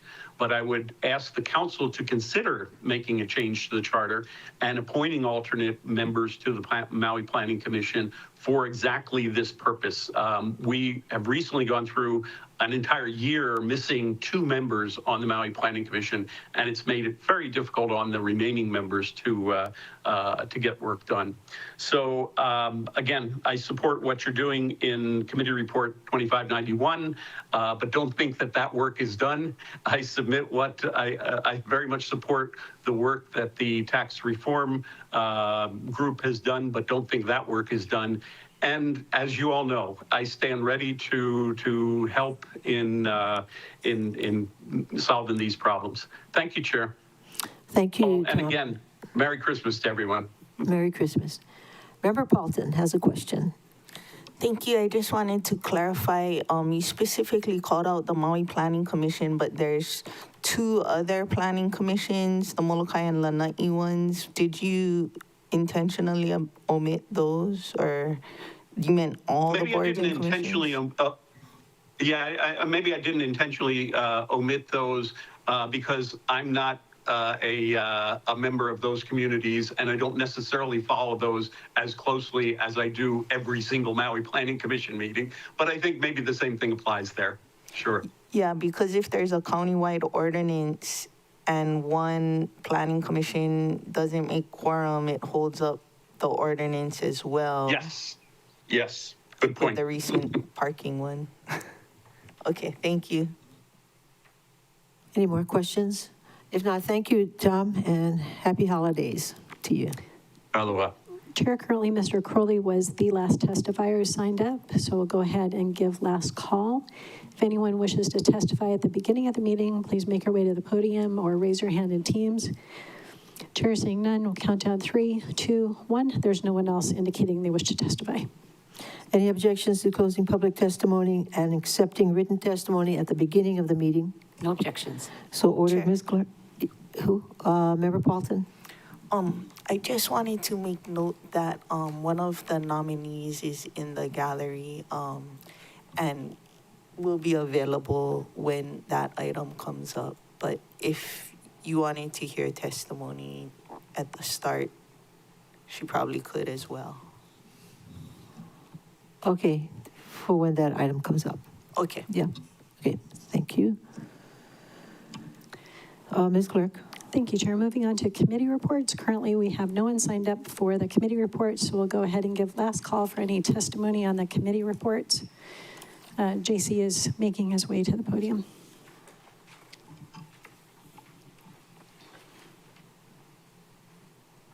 Aloha, kakahiaka, aloha akaku, aloha. Merry Christmas, everybody. So I want to thank the Luna Ha'omoru of the Great Committee for all this stuff. And I noticed that the COMAR CR 2590, it didn't have a price on it. So I was wondering about that. And can we pay them in aluminum cans? Okay, thank you. Next testifier. Chair, there's currently no one else signed up to testify on committee reports, so we'll give last call. Anyone wishing to testify on the committee reports, please raise your hand in Teams or make your way to the podium. Seeing none, we'll count down 3, 2, 1. Chair, there's no one else to testify. Are there any objections to closing public testimony and accepting written testimony on committee reports? No objections, so ordered, Ms. Clerk. Thank you, Madam Chair. For the Government Relations, Ethics, and Transparency Committee is Committee Report 25-87, recommending adoption of Resolution 25-191, authorizing settlement of claim 408-9446-1 of Elaine Bogard and Robert Bogard in the amount of $57,664.74. Member Hodgins. Thank you, Chair. If there are no objections, may I please request that the clerk also call up Committee Reports 25-88 through 25-91 at this time? Any objections? No objections. So ordered. Ms. Clerk. Committee Report 25-88, recommending adoption of Resolution 25-192, authorizing settlement of Aisa Nishiyama v. County of Maui Police Department et al. Civil 2 CCV-23 Committee Report 25-89, recommending adoption of Resolution 25-196, CD1, authorizing settlement of claim 4A25055GZPO-0001 of Kanani Kealoha Faleafine in the amount of $55,668.18. Committee Report 25-90, recommending adoption of Resolution 25-201, authorizing settlement of County of Maui Department of Environmental Management v. Comar Maui Properties 1 LLC, Case 1-24CV-00203-KJM. And Committee Report 25-91, recommending first reading of Bill 105, CD1, 2025, to allow alternate members to fill midterm vacancies on county boards and commissions on an interim basis. Member Hodgins. Excuse me. Thank you, Chair. I move to adopt the recommendations in CR 25-87 through 25-91. Moved by Member Hodgins, seconded by Vice Chair Sugimura, to recommend the approval of committee reports 25-87 through 25-91. Discussion. Member Hodgins. Thank you again, Chair. At its meeting of December 3rd, 2025, your great committee met to discuss resolutions 25-191, 25-192, 25-196, and 25-201, which authorizes the settlement of various claims. Your great committee also discussed Bill 105, 2025, to allow alternate members to fill midterm vacancies on county boards and commissions on an interim basis. Your committee voted 7-0 to recommend the adoption of Resolution 25-191, 6-0 to recommend the adoptions of Resolution 25-192 and 25-196, and 8-0 to recommend the adoption of Resolution 25-201 and the passage of Bill 105, 2025 on first reading. Members, that was the day we were having internet problems, so I'm sure you remember the day of internet problems more so than all of the detail in these, but thank you for your participation, and I respectfully ask the members' motion, support of my motion. Thank you, Chair. Thank you. Any more discussion? If not, all those in favor of the motion, please raise your hand. Say aye. 8 ayes, 0 noes. Motion carries. Ms. Clerk. Chair, at this time, individuals may now testify in resolutions listed in the agenda. There is currently no one signed up to testify, so we'll give last call for testimony on resolutions. And the countdown is 3, 2, 1. Chair, there is no one indicating a desire to testify. Any objections to closing public testimony and accepting written testimony on resolutions? No objections, so ordered. Ms. Clerk. Chair, before you is Resolution 25-223, appointment of Max Sy to the Police Commission for the County of Maui. Member Hodgins. Thank you, Chair. I move to discharge the Government Relations, Ethics, and Transparency Committee from further consideration of Resolution 25-223. Moved by Member Hodgins, seconded by Vice Chair Sugimura to, what is that again? To approve the, to discharge the Great Committee of this item. Yep. So discussion, Member Hodgins. Thank you. The Council's deadline to approve or disapprove the nominee is January 5th, 2025. This is the Council's last opportunity to consider this appointment before our deadline. Any more discussion? Okay. This is just the discharge. This just the discharge. Yeah, just the discharge. Any more discussion? If not, all those in favor of the discharge, raise your hand, say aye. Aye. 8 ayes, 0 noes. Motion carries. Member Hodgins. Thank you. I move to adopt Resolution 25-223. Moved by Member Hodgins, seconded by Vice Chair Sugimura to adopt Resolution 23-223. Discussion. Member Hodgins. 25-223. I thought I said that. Okay. Yep, I think so too. But if not, we double checked it. I move to amend Resolution 25-223 by placing Mr. Maxey on Exhibit C for disapproval. Second. Moved by Member Uhajan, seconded by Member Paulton to put to place Mr. Tsai's name on Exhibit C for disapproval. Discussion, Member Uhajan's. Thank you, Chair. Unfortunately, members, this will be the second time we are going to disapprove Mr. Tsai to serve on this police commission. Unfortunately, the first time he served, there was some issues at that time, and so I'm personally uncomfortable putting him back, but I will leave that to the members of the body. Thank you. Further discussion? I do respectfully ask the members' support of my motion, but everybody will have their own vote. Thank you, Chair. Member Paulton, you have a question? No, I fully concur with what was stated. Okay. No further discussion? All those in favor of the motion, raise your hand, say aye. 8 ayes, 0 noes, motion carries. Member Uhajan's. I have no further discussion, Chair. Thank you so much. So no further discussion, anyone? All those in favor of the motion as amended, the main motion as amended? Huh? Raise your hand, say aye. Okay. All ayes, 8 ayes, 0 noes, motion carries. Ms. Clerk? Chair, before you is Resolution 25-224, authorizing acceptance of a donation of $250 from CNS Wholesale Grocers, LLC to the Department of OEV Resources, County of Maui, under Section 3.56.030, Maui County Code. Member Rollins Fernandez. Mahalo, Chair. I move to adopt Resolution 25-224. And moved by Member Rollins Fernandez, seconded by Member Uhajan's to adopt Resolution 25-224. Discussion, Member Rollins Fernandez. Mahalo, Chair. I was told that Budget Chair wanted to make the motion for this, so I didn't include this in my notes. Okay. Well, it's a whopping $250, members. I hope you will support this motion to accept it. Mahalo, Chair. okay, I was going to ask for an audit, but that's okay. I think the audit might cost more than what we're receiving in donations. All right. You convinced me not to ask for it. Member Paulton. I'm told I'm pretty convincing. Member Paulton. Thank you. I'd just like to extend my full gratitude to CNS Wholesale Grocers, LLC. They must have known of the needs of the Department of OEV Resources as we recently discussed in a big meeting. Thank you. Any more discussion? If not, all those in favor of the motion, please raise your hand. Say aye. 8 ayes, 0 noes, motion carries. Ms. Clerk.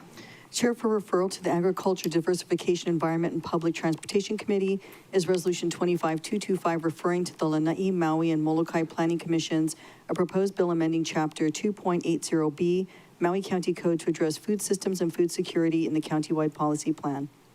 Members, any objections to referring this matter to the ADEPT Committee? No objections, so ordered. Ms. Clerk. Chair, for referral to the Government Relations, Ethics, and Transparency Committee is Resolution 25-226, authorizing settlement of the estate of Matthew Lewis Pereira, deceased, et al. Versus Patrick George Ventura, County of Maui, State of Hawaii, Alexander and Baldwin, LLC, Civil 2 CCV 2200000045. Any objections to referring this matter to the Great Committee? So ordered, Ms. Clerk. Chair, before you is Resolution 25-228, extending the term of the Special Committee on Real Property Tax Reform. Member Rollins Fernandez.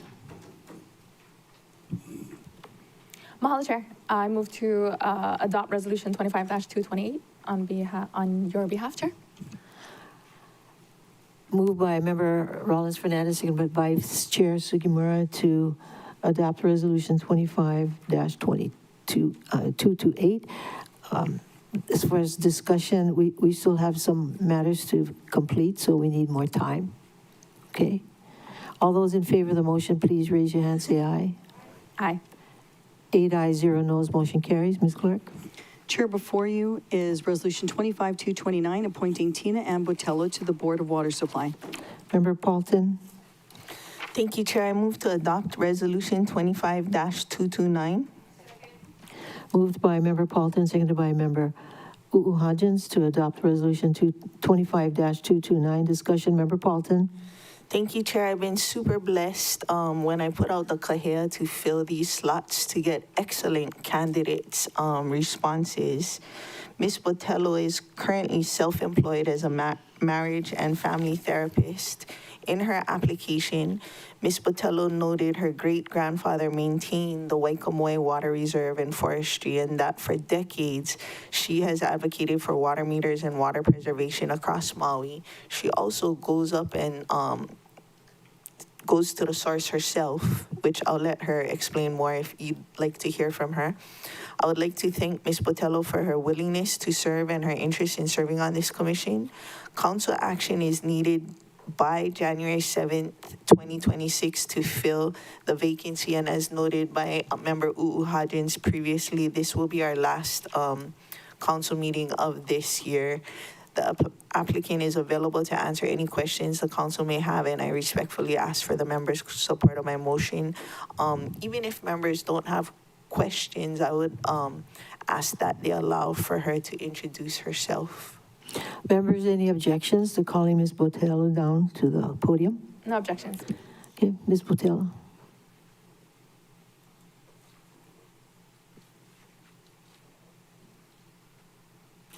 Good morning, Council.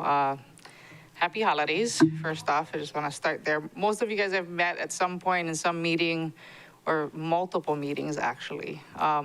I'm Tina Botello, fifth generation upcountry, Olinda, Waikamoe, which not a lot of people know about. It's just so isolated.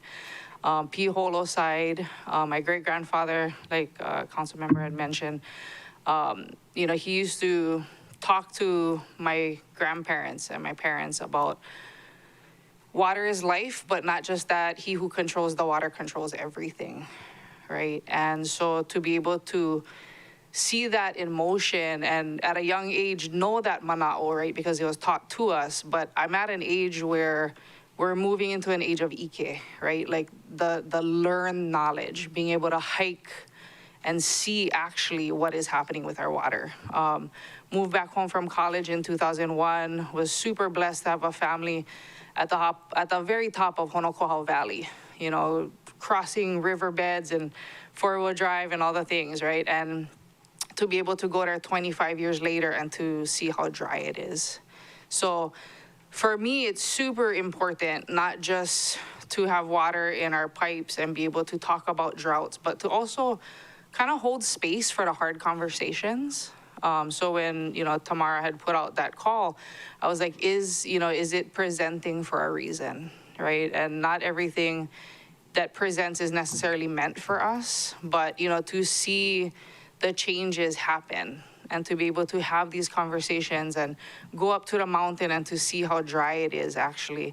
And then 50 feet away, you see just the rainforest of Waikamoe, and you're like, how is it that we're here and it's super hot, but 50 feet away is this beautiful rainforest that UH maintains. And to be able to show that to the next generation that, you know, while you're standing there brushing your teeth and running your water and, you know, you're just kind of like, la, la, la, like we can't really do that anymore. We can't afford to do that anymore. And to see the lived knowledge of even just our Ohana property and how much it's changed just in my lifetime, right? And to see shorelines receding and to just see all the damage, you know. And so for me, you know, when I got the call, you know, I just put it out there, and I just want to thank you guys for the consideration. And again, you know, coming with the mana'o of my great-grandparents, you know, Kingdom of Hawaii through Territory of Hawaii through State of Hawaii. And just that knowledge that, like, we have to start now. They did so well in maintaining those water resources for our generation. And, you know, we're really far behind in terms of, you know, what we can do for the next couple of generations. And again, like having those hard conversations and trying to listen. I was so blessed to be able to be here for some of the testimony earlier, but to be able to try to listen from a place of trying to understand, yeah? Not just hear what people are saying or listen to what they're saying, but authentically trying to understand. Because I've been to some of the water, you know, meter meetings up country with the ranchers and the farmers, and, you know, some of them are crying and pleading for us to help them. and we don't have the resources, So again, thank you so much for the consideration. Happy holidays, you guys. And, any questions you may have, I'm more than willing to answer. Thank you. Members, any questions? Member Rollins Fernandez. Mahalo, Chair.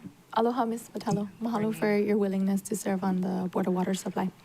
And mahalo for sharing your personal experience. So much of that is wisdom that cannot be just acquired through reading a book. So that's such a huge asset on an important board. And mahalo for being here in person today. It shows your commitment. I like to ask the nominees or applicants 3 questions. One is if you foresee any concerns with attendance. 2, to share any of your experience that you have with this board, the Board of Water Supply. And then 3rd, if you could share with us, well, I think you kind of did, but if there's anything more you'd like to elaborate on how you envision contributing to this Board of Water Supply, and I can repeat any of the questions at any time. Oh, absolutely. So first off, I love being my own boss. She's kind of a hard person to work for sometimes, but the nice part is you have that flexibility, and sometimes it's between 12 a.m. and 5 a.m. right? But I like the structure of the county and the ability to say, hey, we have this meeting coming up, but also there's some stuff that is considered emergencies, right? And again, if you control the water, you control the narrative too, So to me, this is the priority. I think 3-4 generations ahead of us and respect the 3-4 generations before us, right? So this is the priority. If we don't show up for our people, we're not going to have people, And so, again, this is a priority for me. Built very successful companies and businesses for Maui people, and Maui, including Moloka'i and Lanai too, So that part. In terms of experience, I think the lived experience, right? When was the last time any of you guys actually hiked your water spaces, right? And honestly, they're all locked up, gated up, fenced off. And so honestly, the majority of people have never had that blessing, right? So I've been truly blessed to have family, have friends that work for EMI, that work for some of our private water people. I've met with a lot of the guys who are responsible for digging wells, which I, sometimes agree with and sometimes don't, right? So I think, again, it's just having those discussions with people, and not from a place of being, upset or combative or set in any particular way, but just having those hard conversations, right? And then being able to go to the source and see and hear how it's changed, right? Hear how the rain that happens now is going to take 25 to 125 years to actually become our water source. So not even in my lifetime, really, right? Is that water that rains today going to actually make it? And I think that knowledge just by itself, right? The ability to have that knowledge, but also be able to sit with the people that write policies and write resolutions that are part of the current board is going to be invaluable knowledge, right? And being able to attend the water meetings that, Yukile or Tamara or any of you guys are holding, I think is really important because representation is important too, right? It's not some mystery board that exists. You got to be at the meetings and you got to hear the people too, and then last but not least, I think, it's that time, I think, for us our generation especially, to step up and take this. Our grandparents, my mom's 75, she's not going to be making it to some of these meetings, so it is important for us and our generation to teach the generation below us, but then to also bring the most updated knowledge to our kupuna also, because once they're gone, they're just gone. And we're not going to be able to get that knowledge from my mom, who was raised by her grandpa, and to be able to see what part of the system is broken too, that we got to fix at some point, So if that answers your questions. Answers my question and more. You have my vote and my gratitude. Mahalo. Any more questions? If not, thank you very much. Okay, thank you. Chair, I have a question. Sorry, Member Johnson from Lanai. Thank you. Sorry, I'm online. It's hard to see me. Thank you, Ms. Patello, for your willingness to serve. Appreciate the discussion we're having right now. It brought up a question I have for you in regards to some of your comments. Do you think it's critical to bring back the Naulu Cloud Bridge when we talk about water and reforestation and all the topics that you brought up? Absolutely. I love driving up Olinda Road and to be able to see, you know, all these trees that were planted by, you know, my great-grandfather, my great-grandfather, and the prisoners, because, you know, Olinda Bird Sanctuary used to be a prison. And to know that, you know, with development, but also with a lot of cutting of those trees, the rain lines have moved just within my generation, right? So we're seeing less, a lot less rain. We're seeing a lot less water. We used to have a river through the gulch in our backyard. We don't have that anymore. We're seeing, you know, even changes. Like I was saying, we never saw these big brown toads.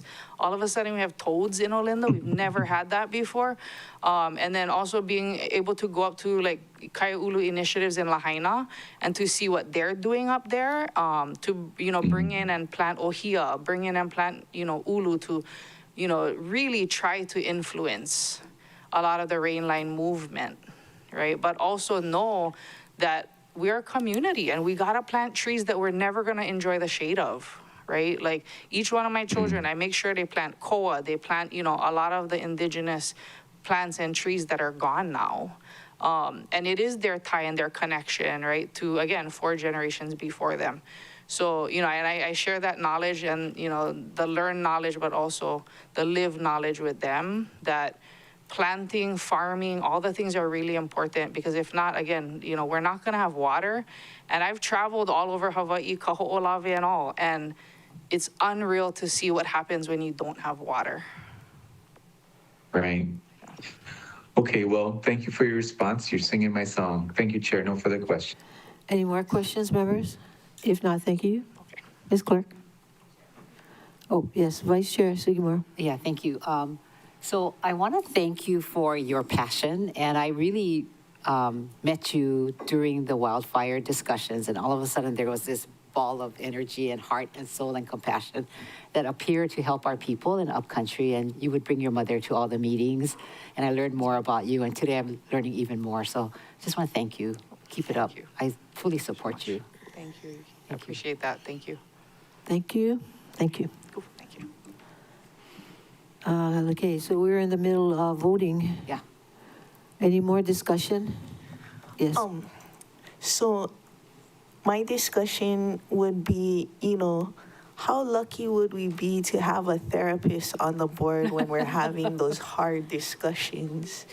And I would have appointed a Lahaina person, but I did look at the makeup of the board, and there's already 3 Lahaina people, and so I specifically was looking for someone upcountry, and I'm so grateful that Ms. Botello answered the kahea. Okay, any more discussion before we vote? Yes, Member Rollins-Fernandez. Mahalo, Chair. As I stated earlier to our applicant, that I support this motion, and I'm grateful for her willingness to serve. And in her opening remarks, she talked about the ike, and English is not always able to translate Olelo Hawaii.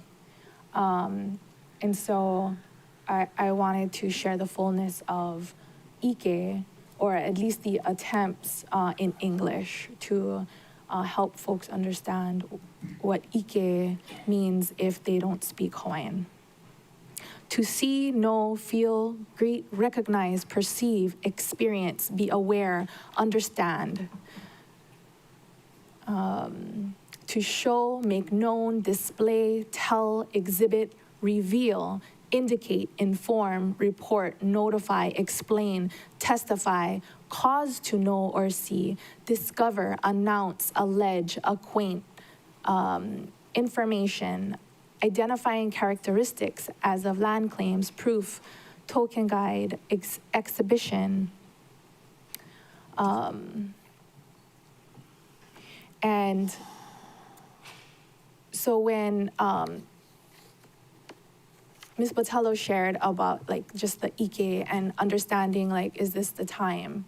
I appreciated that sharing of her thought process on coming to the decision of whether it's appropriate for her to serve at this time or not. And I appreciate that she listened to her kupuna and see that this is the pathway forward and recognize that ola i kawai, that water is life, and that we need to be more cognizant of that.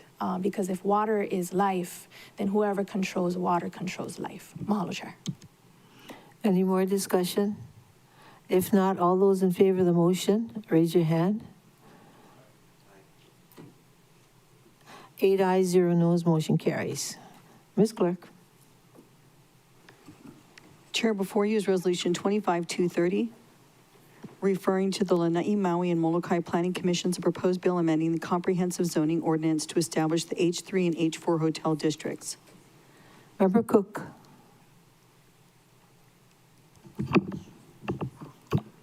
Chair, I move to adopt Resolution 25-2030. Moved by Member Cook, seconded by Vice Chair Sugimura to adopt Resolution 25-230. Discussion, Member Cook. Thank you, Chair.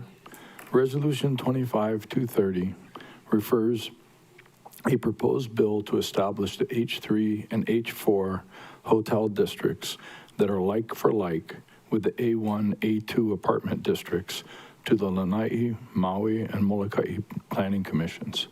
This proposal is based on the Bill 9 TIG's recommendation for the new zoning districts to allow continued TVR uses at appropriate properties that are currently in the apartment zoning. The proposal was unanimously approved by the TIG and is supported by the administration. I respectfully ask for the members' support of my motion. More discussion? Member Paulton.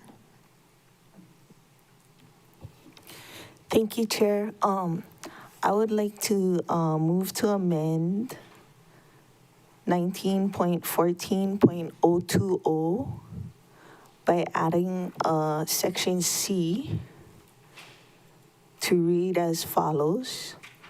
The following is required of H3 and H4 districts within the SLREXA. 1, shoreline access and shoreline access parking. 2, annual contribution, accounting, and reporting of to their own properties managed retreat fund, 10% of profits. 3, any new legislation putting requirements on shoreline properties will apply. And if I get a second, I can explain. Second, anyone?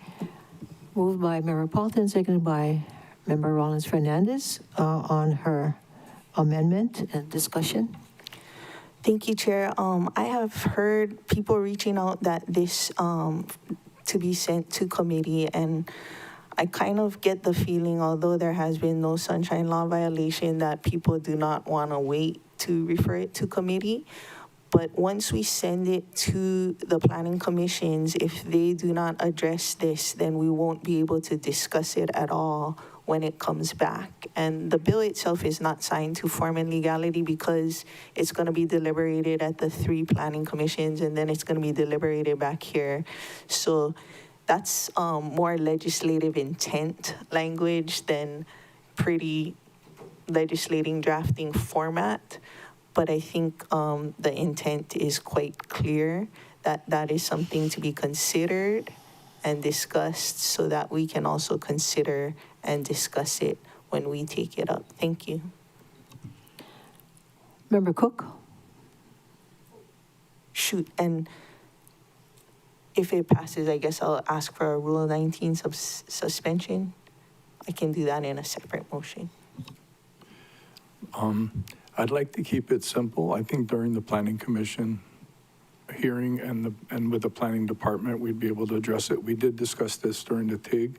I do acknowledge that the addressing the sea level rise issues and insurance and accountability for the properties and acknowledging that their inclusion in this proposed rezoning category is going to have some responsibilities and whatnot. I'd prefer to keep this clean as far as this aspect of it and be able to acknowledge these issues, respect these issues so that we can address them. But in this particular motion, I would like to leave it out. Thank you. Sorry to do this, but I'm going to need a break, 10-minute break. And we'll come right back. Thank you.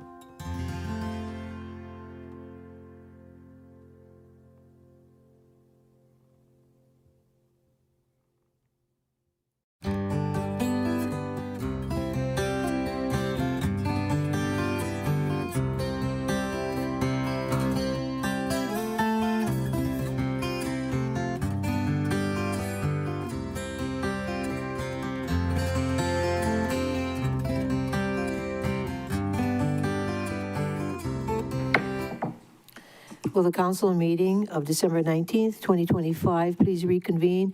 It is now 11:42 a.m., and we are in the middle of a motion. And Member Tamara Paulton, maybe you can bring us back up to speed and then include the Rule 19 issue with your motion, and it'll do it all at one time. Okay, do over. I move to amend section 19.14.020C. The following is required of H3 and H4 districts within the SLREXA. 1, shoreline access and shoreline access parking.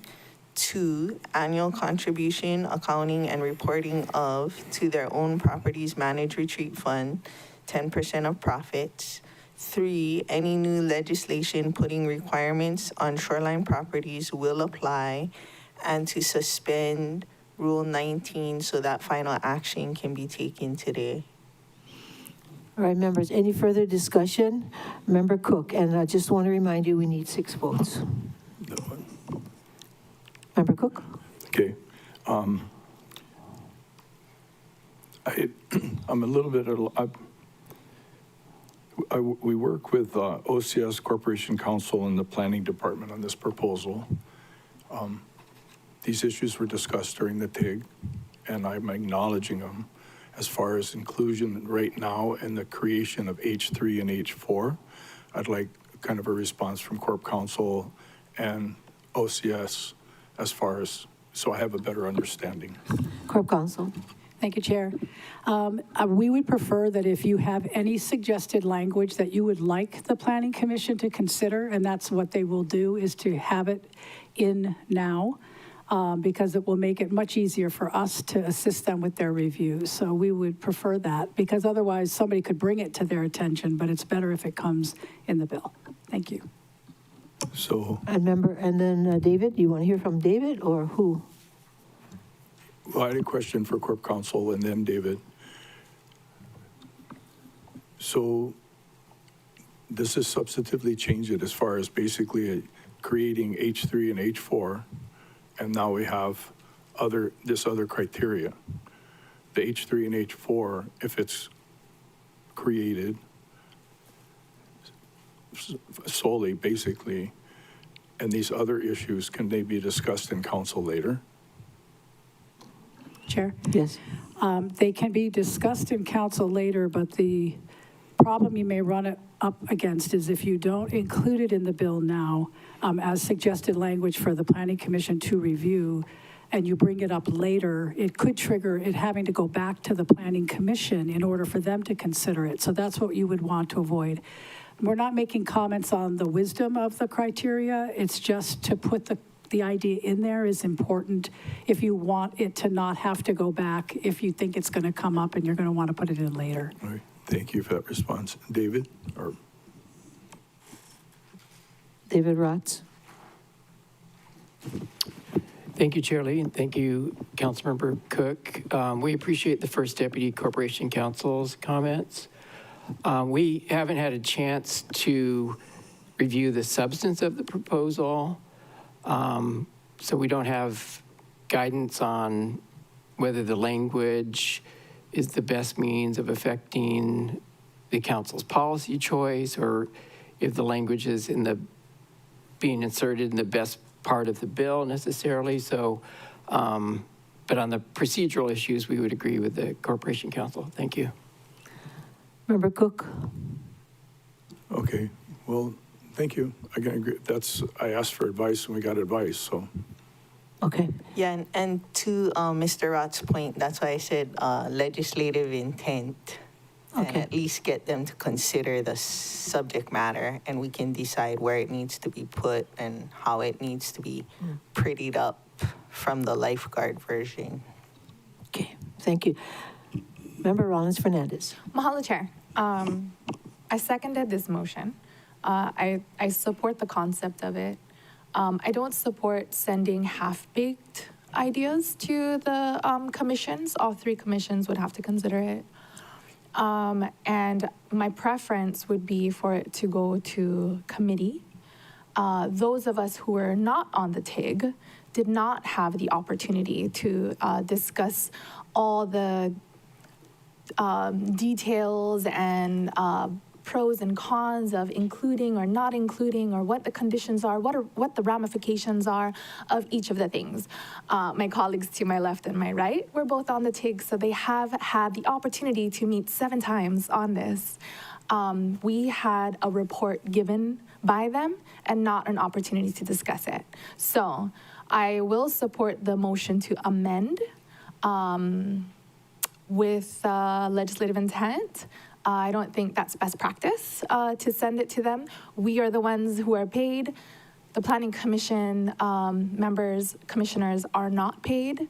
It is our responsibility to ensure that there has been time that we've fleshed out the ideas so that they can consider fully completed, thoughtful language. And we have the opportunity to also, like the TIG had the time in their 7 meetings to meet in executive session, to speak to our attorneys, to understand, what the legal analysis and the legal opinions are regarding this. They had the opportunity to talk to different resources, which is wonderful. That's part of the TIG's responsibility. But as someone who was not on the TIG, I did not get that opportunity, nor did the public, because the meetings are private. And so I will support this amendment. I will not support the main motion, and you need 6. Mahalo, Chair. Yes, and Member Johnson. Thank you, Chair. I could be short and just say ditto what Councilmember Rollins Fernandez said, because I too wasn't involved in the TIG, and I didn't get a chance to do much discussion. When I was looking at my resolution that's on today's agenda, we talked to Planning Department, and they said their agenda is so full at the Planning Commissions, they won't be able to see anything for 3 months. So that's a concern I have, that if it does get past 120 days and their agenda is booked, what does it come back to us now? So it gets to see. I think my big push is to send it to committee, and that's kind of my stance right now, so we can give a flushed out bill to the planning commissions, who might not even be able to see this in quite some time anyways. So I just wanted to throw that in there. I really would like to have an opportunity for myself, the other council members, the community, to speak on this. So please send it to committee. Thank you, Chair. Member Hodgins. Thank you, Chair. I do appreciate my colleagues' comments. I realize that they were not in the TIG. We did present it to the HOU committee, which everybody is in. And in that, we attempted to explain that the new H3, H4 zoning was just honestly copy and paste of H1 or A1 and A2 to allow the existing use to continue. And to disallow the ability to expand, like as we see in H1 and H2. So really, it was a copy and paste.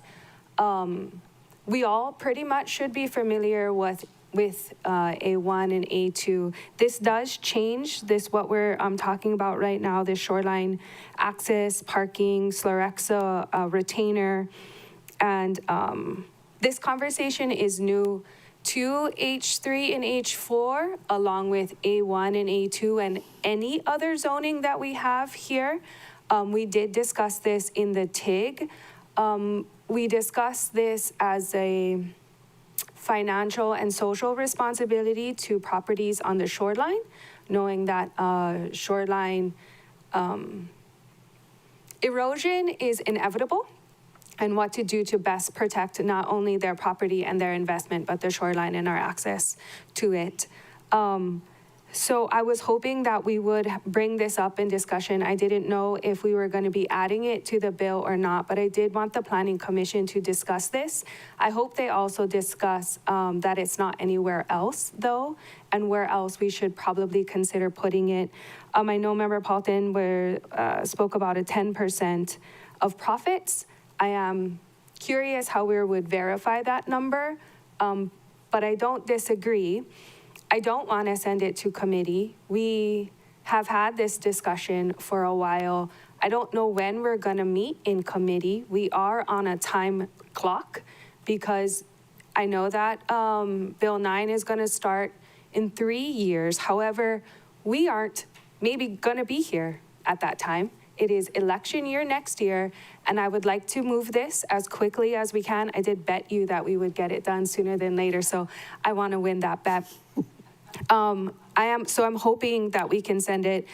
Going to the Planning Commission, I assume we're going to have lengthy discussions there. And then when they send it back, I assume we're also going to have lengthy discussions at our committee as well. So I don't think the public will be disenfranchised by not participating because it is a public process all the way around. And again, it should be exactly what we're used to in A1 and A2 and this new H3 and H4. So I understand that they perhaps didn't feel like they had the opportunity. We did discuss it in HLU, and we will continue to discuss it in Planning Commission and the committees coming forward, which we don't even have a schedule yet. So, which is what makes me a little nervous. Thank you, Chair. Wait, can I ask Mr. Senensi your comments?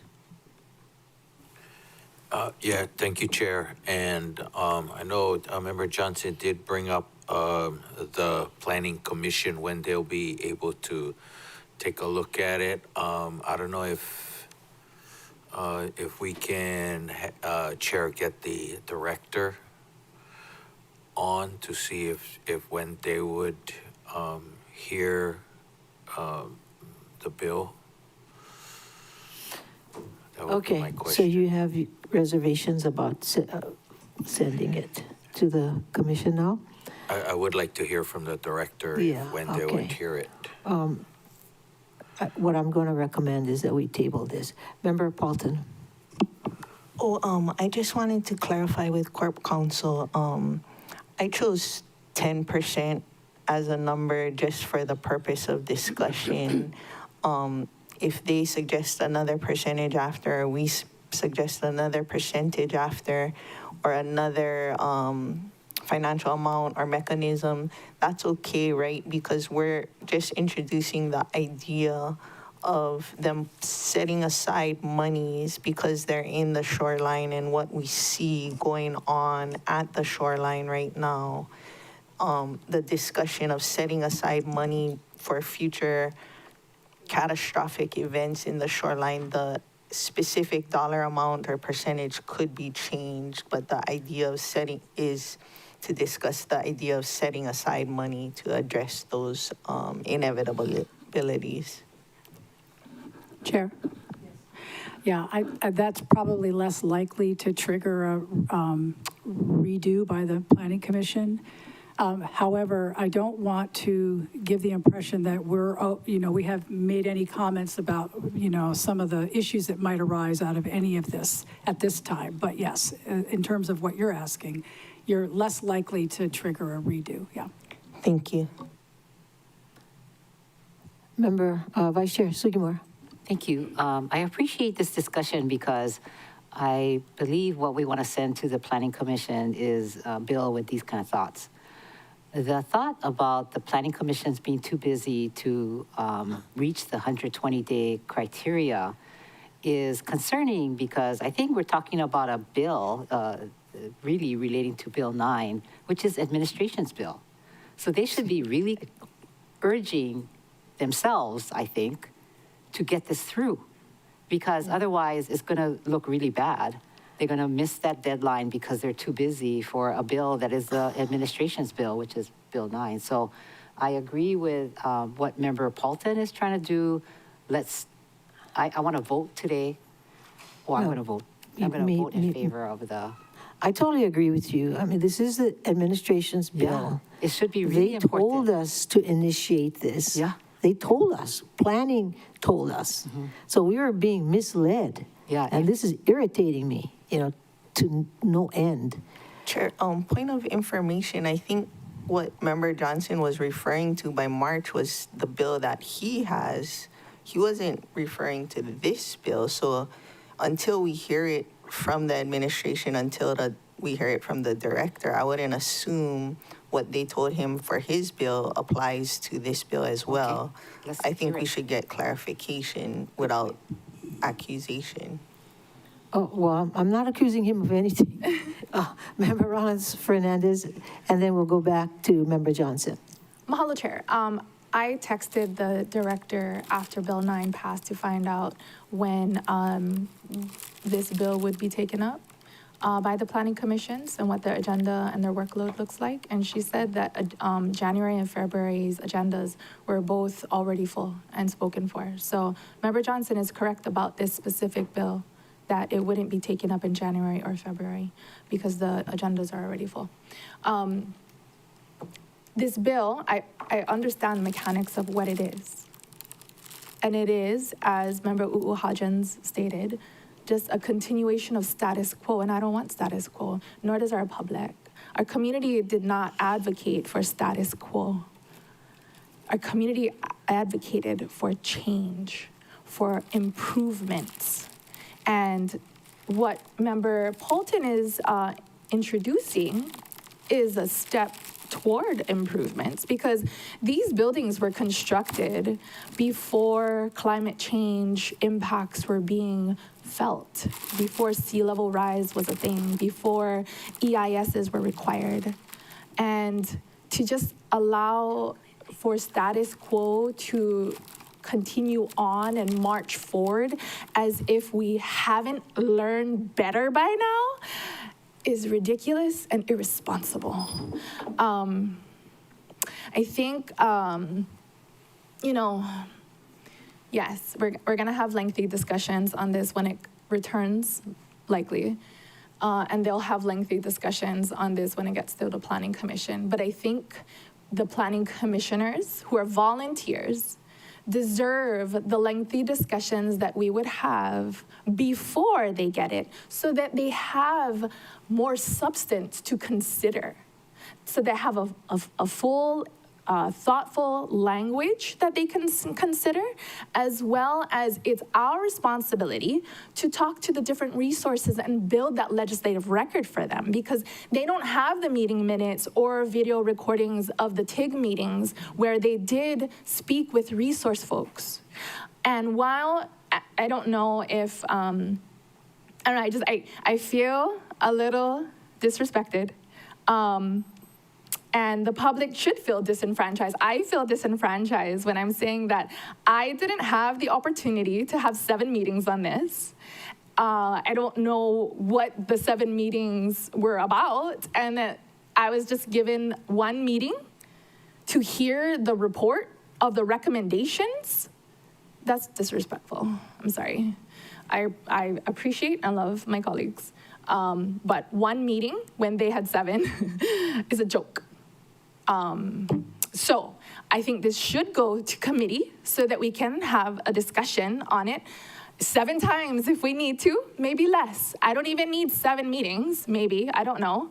But the planning commissions deserve to have more to consider and not just what is being sent. They deserve to have the meeting minutes or watch our meetings to discuss the substance of discussing what it is that we are facing today and not just a continuation of status quo from the 70s.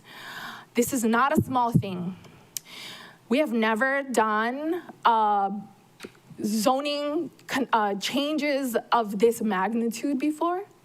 And if we're gonna be asking them to have the first substantive discussion on that, that is not fair to them. They're volunteers. We're the ones that get paid. We get paid over $100,000. This is our job. So I'm sorry, but I think that's wrong for us to do. And I think that we need to do our job and have the discussion here. Mahalo, Chair. Then we have Member Uuhajans. Thank you, Chair. I just want to make clear, if in case it wasn't, I'm totally cool with the language Member Poulton is providing. I know you weren't there in the TIG, but we did have long discussions about this very similar conversation. It's just that it wasn't initially provided in the original scope, which is why we didn't bring it up in the TIG. We were told not to. Couple things, and I don't disagree. I want to remind you, though, we didn't get an opportunity to discuss Bill 9 in committee before it was sent to the Planning Commission. It was sent directly to there, which is nearly the same, if not more than what we're discussing now. We didn't have the opportunity to discuss it in committee before it was put to the Planning Commission and then sent to us. So this is kind of similar, except this is actually more discussion than we had on Bill 9. So I agree with you for the most part and disagree on that part. But I don't need to necessarily go back and forth. I totally understand how you feel, because I feel the same way. Okay, then I don't know if Mr. Senenzi was done with his discussion. Chair, my question would be, if we're going to send it to committee, when is that going to happen? We don't have a HLU committee either. Yeah, I know we're addressing it next I know, year. we kind of. I mean, everybody's looking at the timelines, Right, and so I don't, that's where I'm weighing things right now. And hopefully we'll become fully, empaneled by January 5th. January 5th, in a little while. Yes, Vice Chair Sugimura. I see AL as one of the bubbles. Is that Anna Lillis? Maybe she can What answer some. bubbles? Oh, so who's online with our call? It says Anders Lie something. Oh, it's not AL. Lions. If you put your mouse over it, it says the name. Oh, there's an Anna Lillis. Sorry. Okay, members, I'm honest. sorry, but we're nowhere near any kind of agreement at this point. So I'm going to recommend that we take an hour's lunch. Okay. It was 12 o'clock. Okay. Sure. Well, I wish we could have kept going. If we didn't hit this bump in the road, we could have kept going. Of course, we may have had another bump with, pardon me?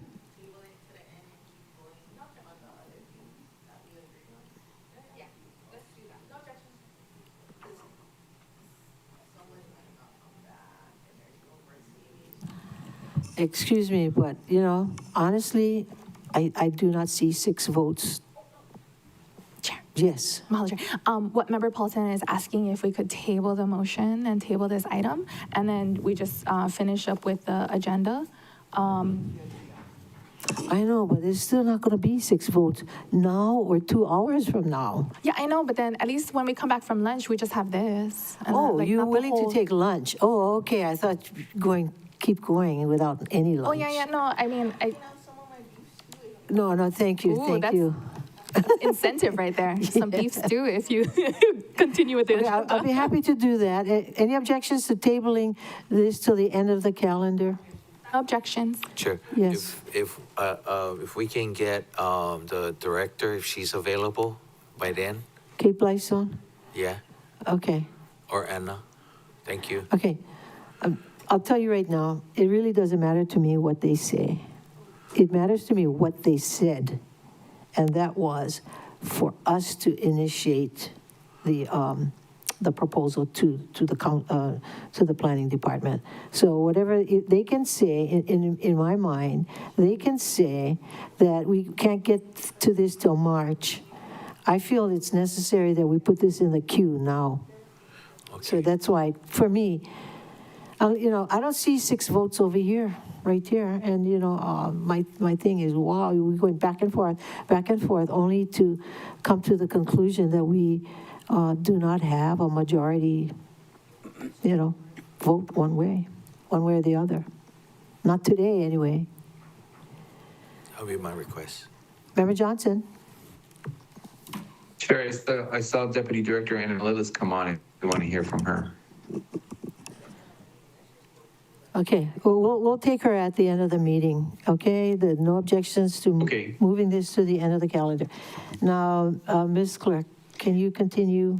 Skip over that one, continue?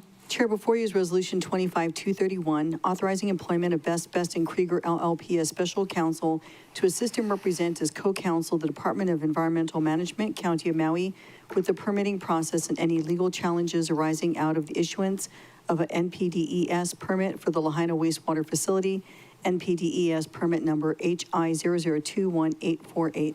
So moved.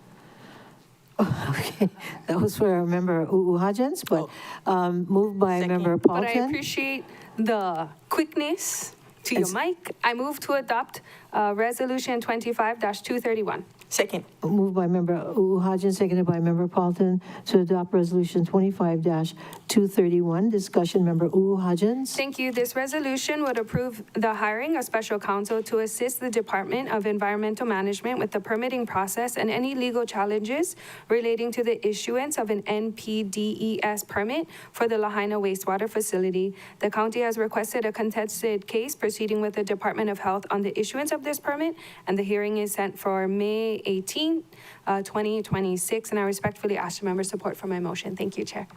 Any more discussion?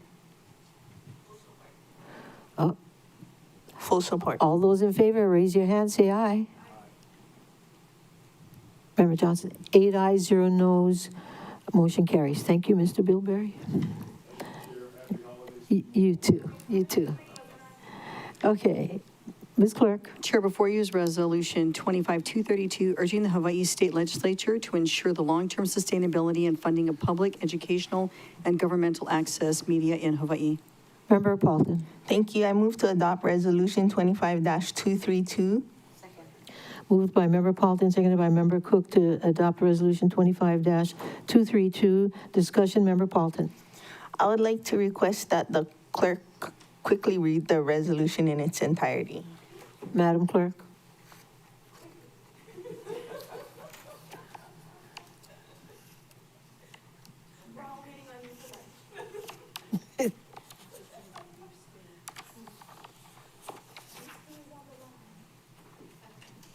Resolution 25-232, urging the Hawaii State Legislature to ensure the long-term sustainability and funding of public educational and governmental access media in Hawaii.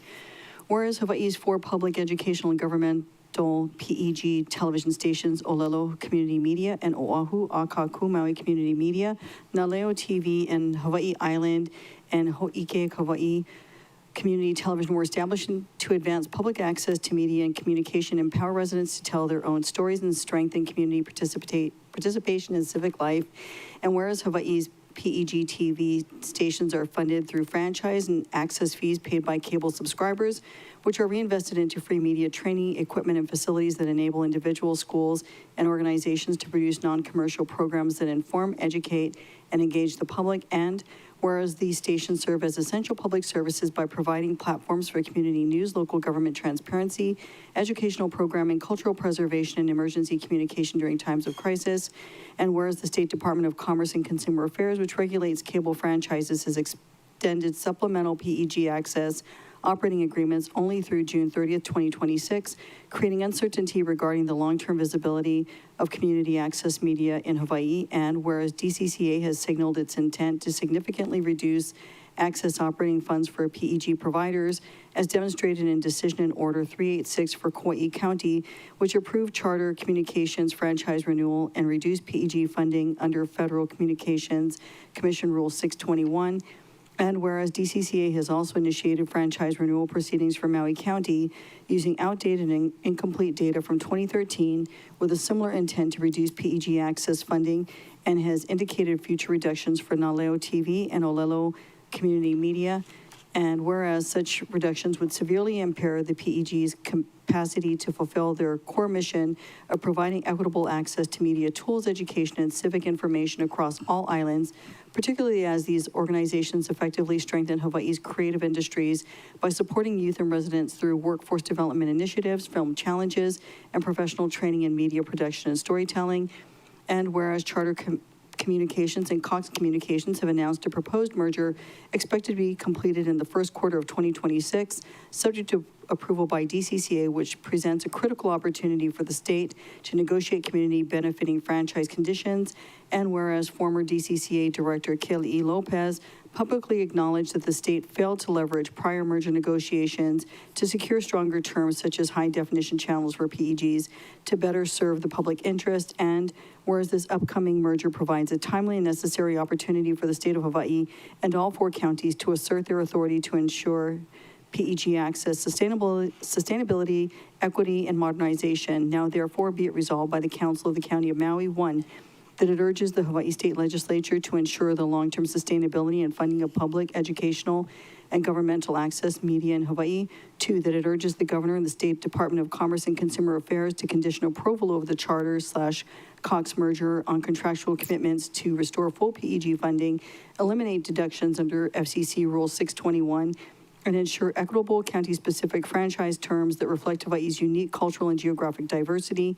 And 3, that certified copies of this resolution be transmitted to Nadine Ando, Director, Department of Commerce and Consumer Affairs, State of Hawaii, Dean Hazama, Deputy Director, Department of Commerce and Consumer Affairs, State of Hawaii, Randy Leong, Administrator, Cable Television Division, State of Hawaii, Maui County's delegation to the Hawaii State Legislature, the Honorable Josh Green, Governor MD, the Honorable Dr. Holeka Goro Inaba, Council Chair, County of Hawaii, the Honorable Mel Raposo, Council Chair, County of Kauai, the Honorable Tommy Waters, Council Chair, City and County of Honolulu, the Honorable Alice L. Lee, Council Chair, County of Maui, the Honorable Kimo Alameda, Mayor, County of Hawaii, the Honorable Derek Kawakami, Mayor, County of Kauai, the Honorable Rick Blangiardi, Mayor, City and County of Honolulu, and the Honorable Richard T. Bisson Jr., Mayor, County of Maui. Member Paulton? Thank you, Chair. Resol 25-232 asks the state legislature and the Department of Commerce and Consumer Affairs to protect long-term funding for public, educational, and governmental access media. While we all do our individual best to ensure high ratings for Akaku Maui community media and give the public free access to media training equipment, government coverage, cultural programming, and emergency information, I would like to remind that these services are paid for by cable franchise and access fees, not by the county's general fund. Recent state actions point to funding cuts and short-term agreements which put these community services at risk.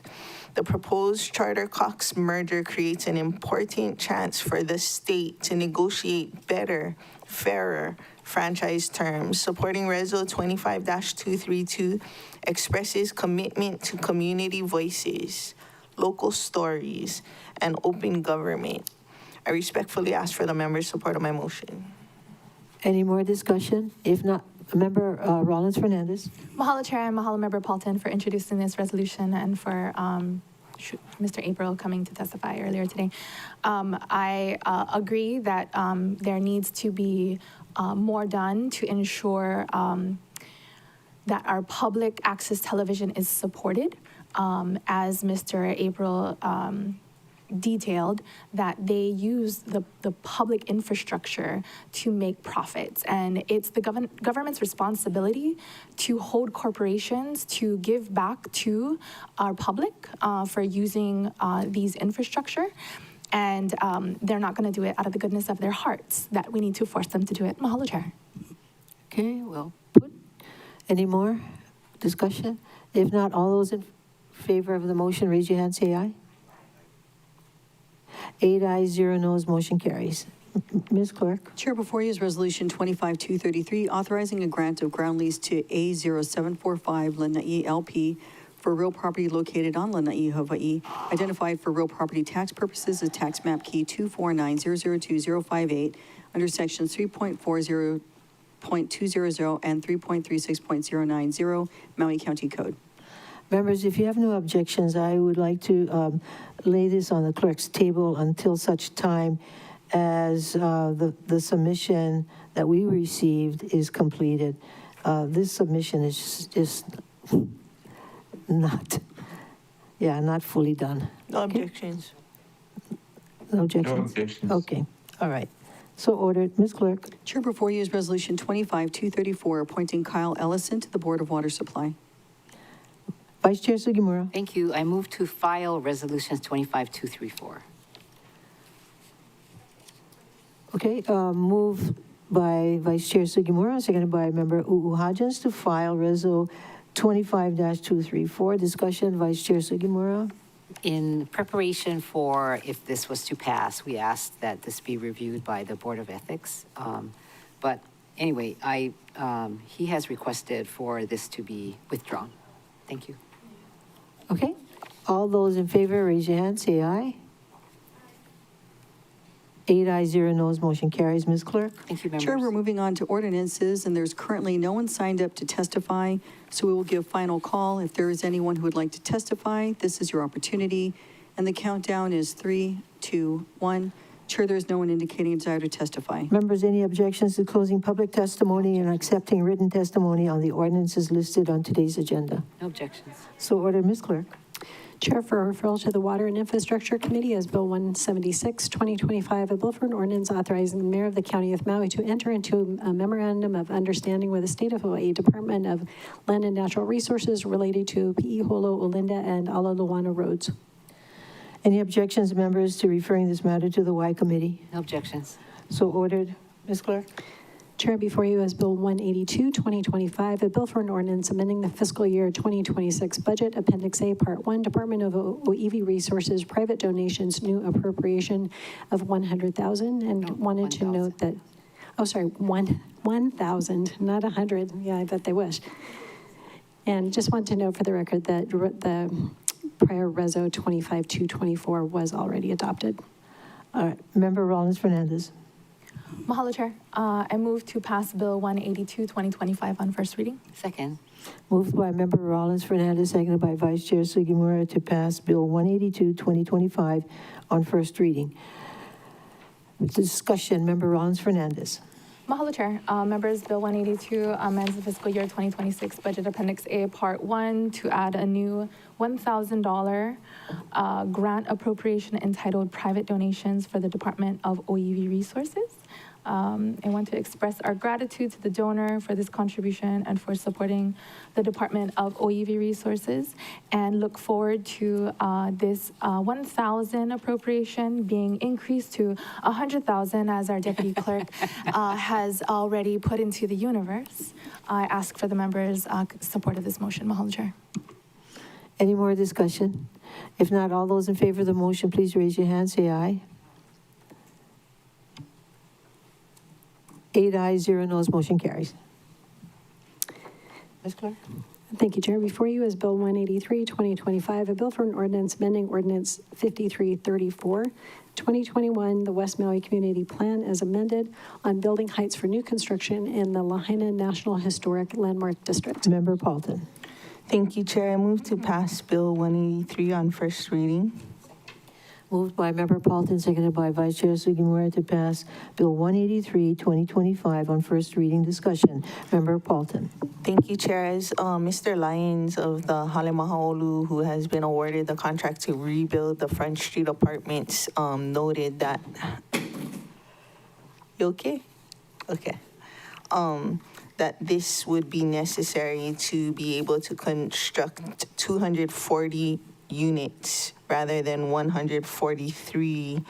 I think this is important. It had been brought up, how difficult it was to get out from that area, but in speaking with our managing director and Office of Recovery, they are creating more and new routes on how to get out. And in working with our MEMA administrator, Amos Lonokailua Hewitt, he also is working on improving our response to those types of disasters.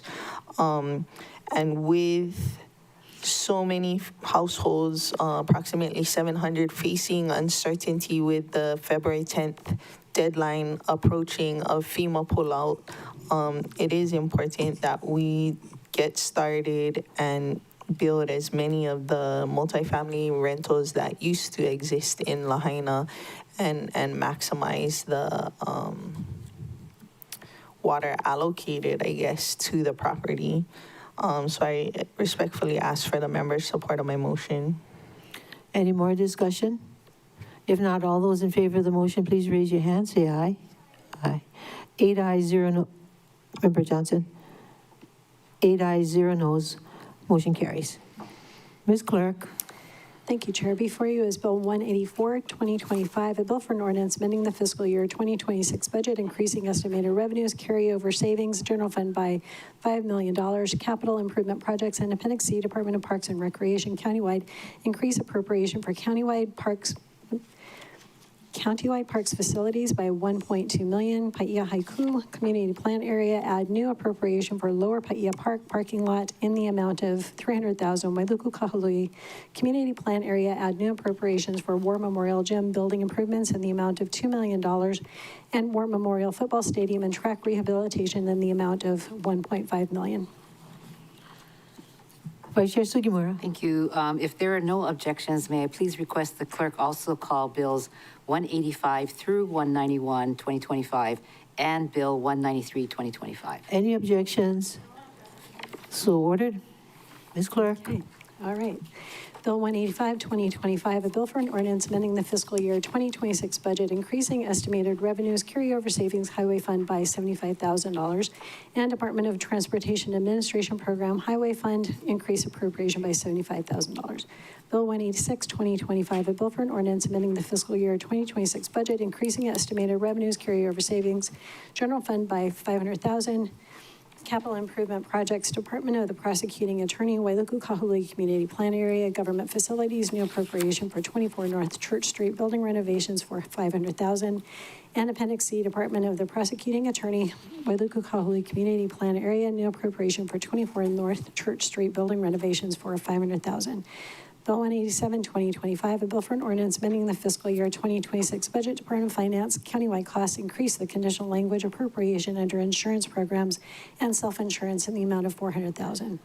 Bill 188, 2025, a bill for an ordinance amending the fiscal year 2026 budget, Appendix B, Department of Finance, General Fund, sales of special license plates, Department of Finance, Special Revenue Trust and Agency Fund, Outrigger Duke Kahanumoku Foundation commemorative license plates. Bill 189, 2025, a bill for an ordinance amending the fiscal year 2026 budget, Appendix A, Part 1, Department of Parks, Department of Public Works, new appropriation for Department of Transportation Hawaii Safe Routes to School Special Fund of $2,850,000, and Appendix C, Department of Public Works, countywide increase the appropriation for a countywide traffic and safety program by $2,850,000. Bill 190, a bill for 2025, a bill for an ordinance amending the fiscal year 2026 budget, increasing estimated revenues, carryover savings, general fund by $800,000. Capital improvement projects, Department of Police, countywide increase appropriation for countywide police facilities in the amount of $800,000. Appendix C, Department of Police, increase appropriation for countywide police facilities for Wailuku Station generator in the amount of $800,000. Bill 181, 2025, a bill for an ordinance amending the fiscal year 2026 budget, Office of the Mayor Economic Development Program, Wailuku Economic Development, Environmental and Cultural Programs, update conditional language for Maui Nui Resiliency Hui. And Bill 183, a bill for an ordinance amending the fiscal year 2026 budget, Department of Management Board of Ethics Program, increase equivalent personnel by 2.0. Discussion, Vice Chair Sugimura. Thank you, Chair. I move to pass bills 184 through 191, 2025, and Bill 193, 2025 on first reading. Moved by Vice Chair Sugimura and seconded by Member Hodgins to pass these bills as outlined on second and final reading. No, Discussion. First reading. Oh, I'm sorry, first reading. Vice Chair Sugimura. Thank you. All these bills are amendments to the fiscal year 26 budget.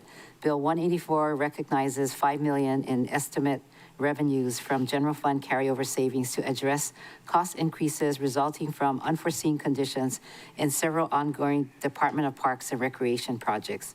Bill 185 recognizes $75,000 in carryover savings for the highway fund for the Department of Transportation to cover lapsed fiscal year 24 county dues for the Maui Metropolitan Planning Organization, which were missed due to staff overturn. Bill 186 recognizes $500,000 in general fund carryover savings for the Department of Prosecuting Attorney. The funds will be used for planning and design to renovate the recently acquired building at 24 North Church Street in Wailuku. Bill 185 increases the condition amount under the Department of Finance countywide costs for temporary hazard pay for eligible Maui County Firefighters Association members by $400,000. This reflects the final calculation of the temporary hazard pay during the COVID-19 public health emergency. Bill 188 amends Appendix B for the Department of Finance to recognize new revenue categories for outrigger, Duke Kahanamoku Foundation commemorative license plates. Bill 189 amends Appendix A, Part 1 of the Department of Public Works to add $2,850,000 grant from the State Department of Transportation Safe Routes to School Special Fund. It also updates the department's countywide traffic and safety program project in Appendix 2 to include Safe Routes to School projects. Bill 190 recognizes $800,000 in general fund carryover savings and appropriates it for the Department of Police Wailuku Station Generator Project. This project was originally budgeted at $500,000 in fiscal year 2025, but bids came in higher and there was not enough time to encumber these funds, so they will lapse. Bill 191 amends the $100,000 Maui Nui Resiliency Hui Grant condition under OED's Wailuku Economic Development, Environment and Cultural Programs line item to change the grant from pilot project on rental housing. The fund will now support a report that recommends fire mitigation solutions and costs for fire-prone parcels in Pi'ihana in Wailuku. This amendment is made at the council chair's request. Finally, Bill 193 increases the authorized equivalent personnel for the Department of Management Board of Ethics program from 3 to 5. These positions will be for an attorney and a law technician.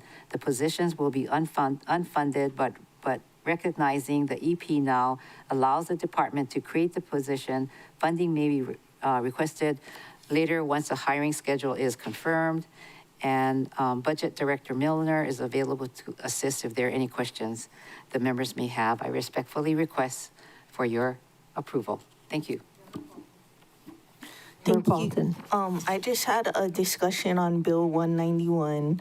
While, it's disappointing that the administration didn't agree with the location for safe parking that was discussed during last year's budget, we just need to move forward because, like we've spoken about the FEMA cliff. And so what this basically does is use that property for resiliency hub needs as well as transitional housing.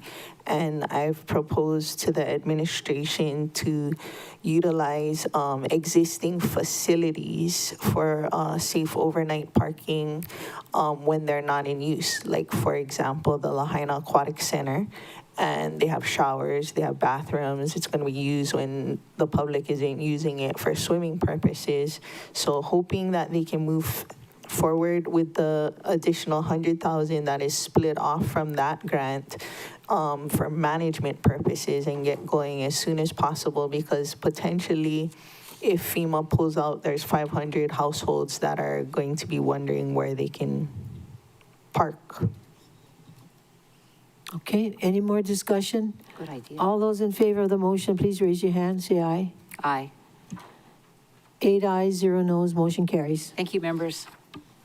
Ms. Clerk, back to 192, I believe. Yes, thank you, Chair. Bill 192, 2025, a bill for an ordinance amending the fiscal year 2026 budget Office of the Mayor Administration Program, updating conditional language for houseless solutions. I have here Member Paulton or Sinensi. Member Sinensi.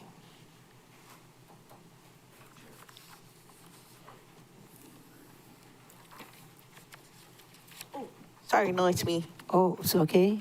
Member Paulton.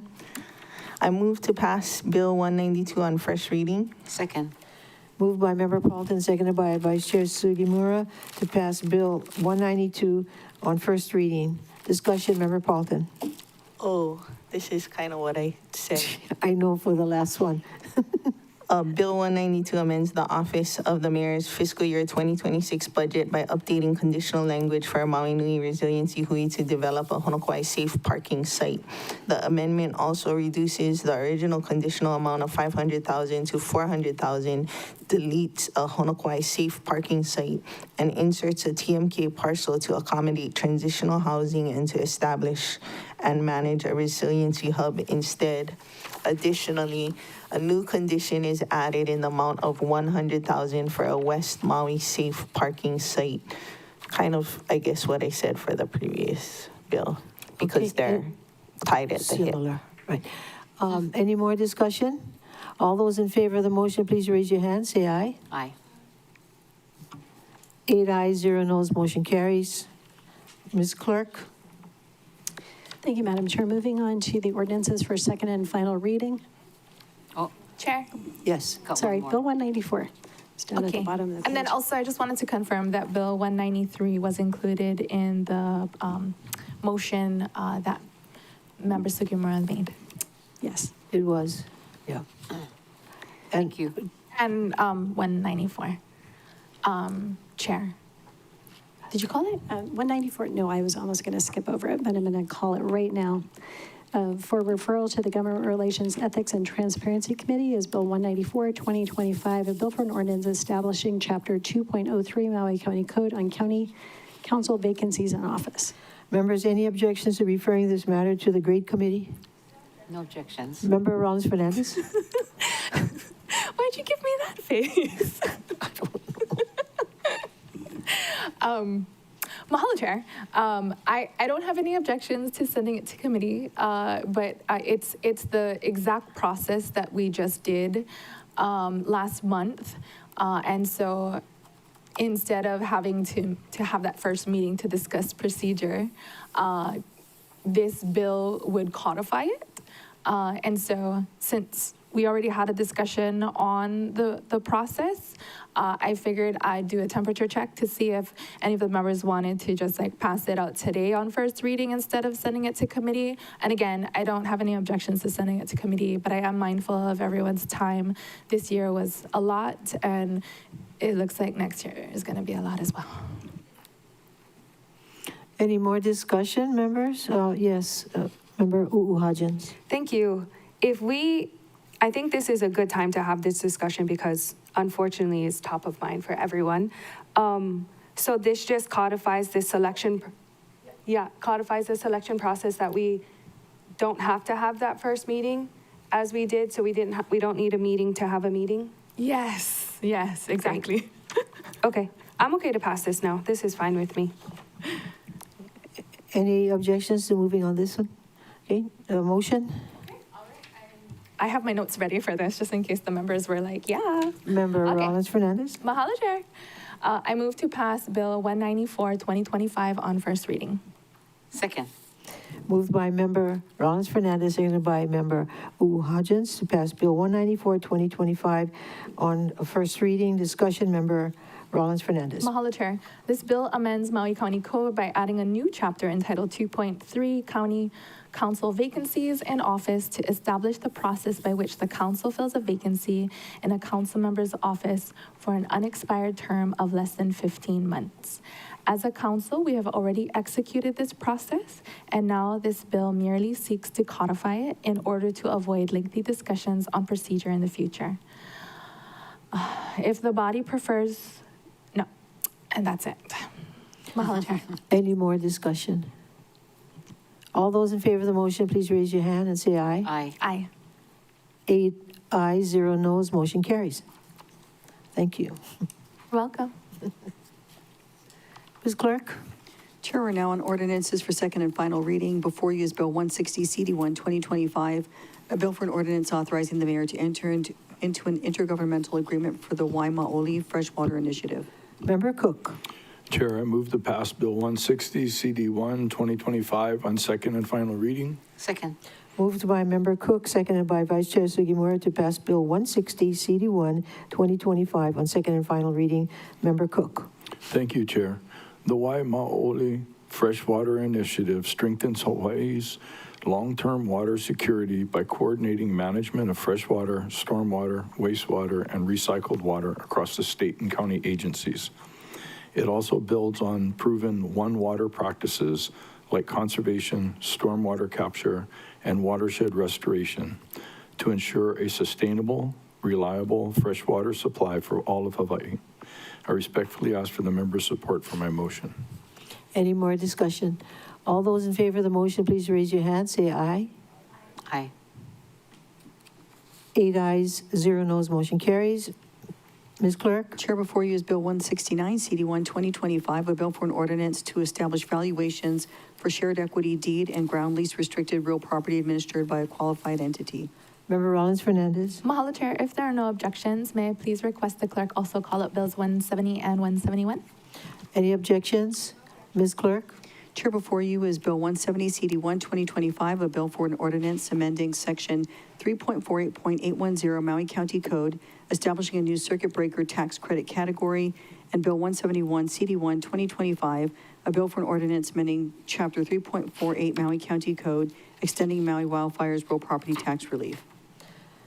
Member Rollins Fernandez. Mahalo, Chair. I move to pass Bill 169, CD1 2025, 170 CD1 2025, and 171 CD1 2025 on second and final reading. Second. Moved by Member Rollins Fernandez, seconded by Vice Chair Sugimura to pass Bills 169 CD1 2025, Bill 170 CD1 2025, and Bill 171 CD1 2025 on second and final reading. Discussion. Member Rollins Fernandez. Mahalo, Chair. Just a mahalo to the Raptor members and the Finance Department for moving these bills along expeditiously. Mahalo, Chair. Mahalo, members. Thank you. Vice Chair Sugimura. Yeah, thank you very much. Bill 171 was asked for by businesses in West Maui that they're waiting for, and I guess now the administration has started working with commercial properties. But during the deliberations, thank you very much, Member Paulton, because we added or enhanced the bill before we passed it out for first reading by including the other concerns for residential. So thank you. Appreciate it. Any more discussion? All those in favor of the motion, please raise your hand. Say aye. Sure. Oh, Member Johnson, sorry. Chair, I have a Yes. real quick, Discussion. Chair, if you'll allow it. Thank you for my discussion. Members, I introduced this bill 170 to provide a mechanism for those generational families and others who are overly burdened by real property taxes due to soaring valuations to receive a real property tax credit. And I stand in full support of this motion, and I thank all the members' hard work on it. Thank you, Chair. Thank you. Getting back to the vote, I saw 8 ayes, 0 noes, motion carries. All right, Ms. Clerk.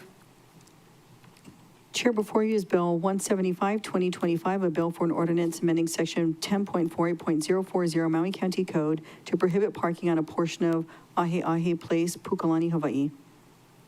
This is the Vice Chair. Vice Chair Sugimura. Yeah, thank you. Could I also ask that you bring up Bill 179, 2025? Any objections, members? So ordered. Ms. Clerk, can you bring up Bill 179, 2025? Chair, before you is Bill 179, 2025, a bill for an ordinance amending the fiscal year 2026 budget, Appendix A, Part 1, Department of Police, Department of Transportation, Highway Safety Grants, increase appropriations by $495,000. Okay, Vice Chair Sugimura, discussion. Thank you, Chair. I move to pass Bill 175, 2025, and 179, 2025 on second and final reading. Moved by Vice Chair Sugimura, seconded by Member Cook, to pass Bills 175, 2025, and 179, 2025 on second and final reading. Discussion, Vice Chair Sugimura. No further discussion. Any other discussion? All those in favor of the motion, raise your hand. Say aye. Aye. 8 ayes, 0 noes, motion carries. Ms. Clerk. Chair, before you is Bill 180, 2025, a bill for an ordinance amending the fiscal year 2026 budget, Office of the Mayor Economic Development Program, grants and disbursements for business development and technology, South Maui Economic Development, environmental and cultural programs, new conditional language for Lokahi Pacific, for Kulani Hako'i High School activities in the amount of $15,000. Member Cook. Chair, I move to pass Bill 180, 2025 on second and final reading. Second. Moved by Member Cook, seconded by Vice Chair Sugimura to pass Bill 180, 2025 on second and final reading. Discussion, Member Cook. Thank you, Chair. Bill 180 amends the FY 2026 budget to add conditional language in the amount of $15,000 for Lokahi Pacific to support Kalaniokoi High School activities under the Economic Development Program. This funding will assist the students at Kalaniokoi High School to participate in activities that promote cultural enrichment, community engagement, and educational opportunities. I respectfully ask for the members' support of my motion. Any more discussion? If not, all those in favor of the motion, please raise your hand. Say aye. Aye. 8 ayes, 0 noes, motion carries. Now, so we have reached the end almost. Oh, what about the Pardon me? unfinished business? Yeah, that's Oh, what I'm sorry. going to say. We can resume that resolution 25-230 after lunch, or have you had a change of heart and just would have no objections to just tabling this for now? We can take it up at the next council meeting. What date? Chair, Yes, Member Cook? my preference is that we would move this forward. And my hope, this is basically, when I wrote this, when we proposed this, Corp Council and Planning Department, everybody was engaged in the conversation. And Bill 9 is a really big deal, and the transition, this simply enables, it establishes a new zoning category of H3 and H4, which would, whatever properties that are currently being used as transient vacation rentals that have been previously, we're going to have a tremendous amount of discussion about this and the zoning and et cetera. We're simply creating a new zoning category. We worked exclusively with the Planning Department and Corporation Council on this.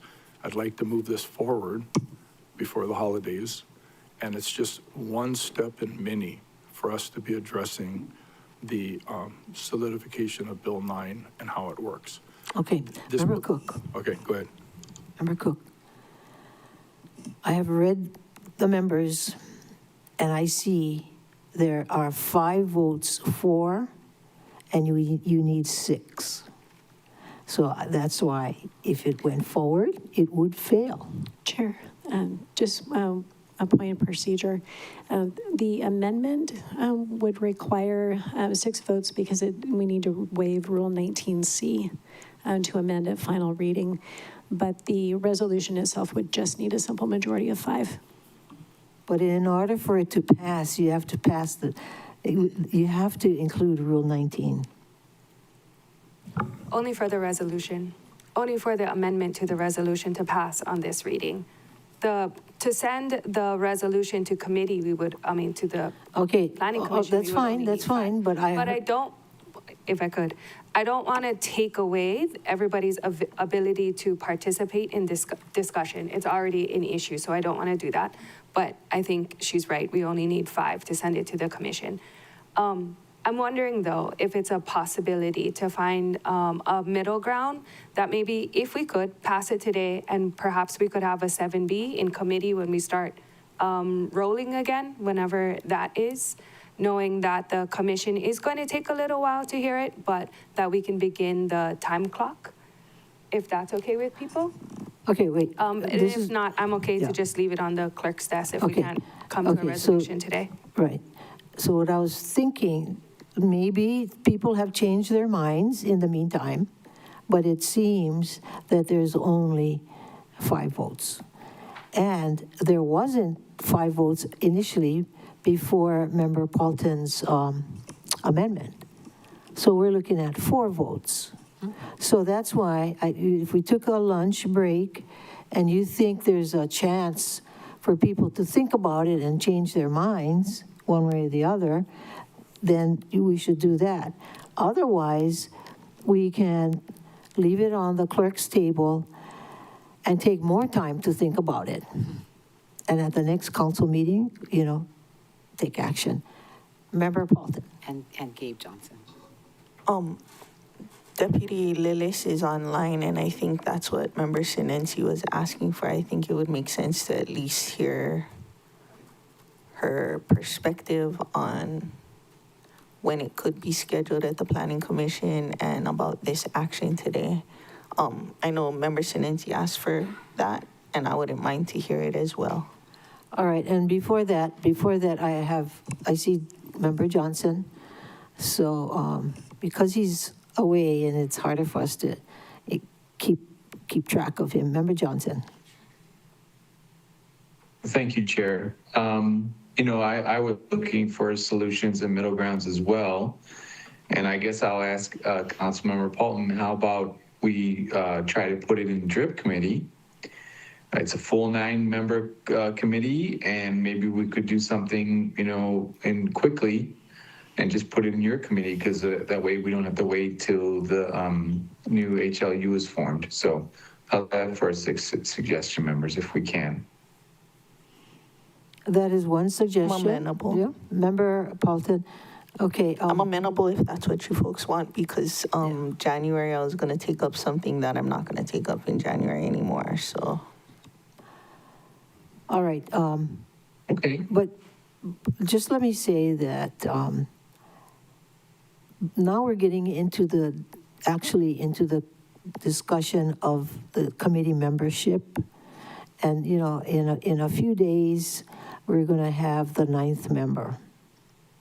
So, we need to talk about that at that time and not make assumptions about what items should go to which committee when we don't know the composition and the chairmanship of every single committee. Yes?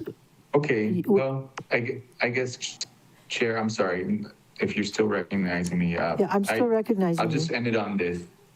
Okay, I know everybody's, ready for lunch, but, some of the members didn't get a chance to have that fully fleshed out discussion. So I would just ask members to kind of have a little leniency so that folks like myself and Councilman Morales-Fernandez who weren't in the TIG, we could speak on it.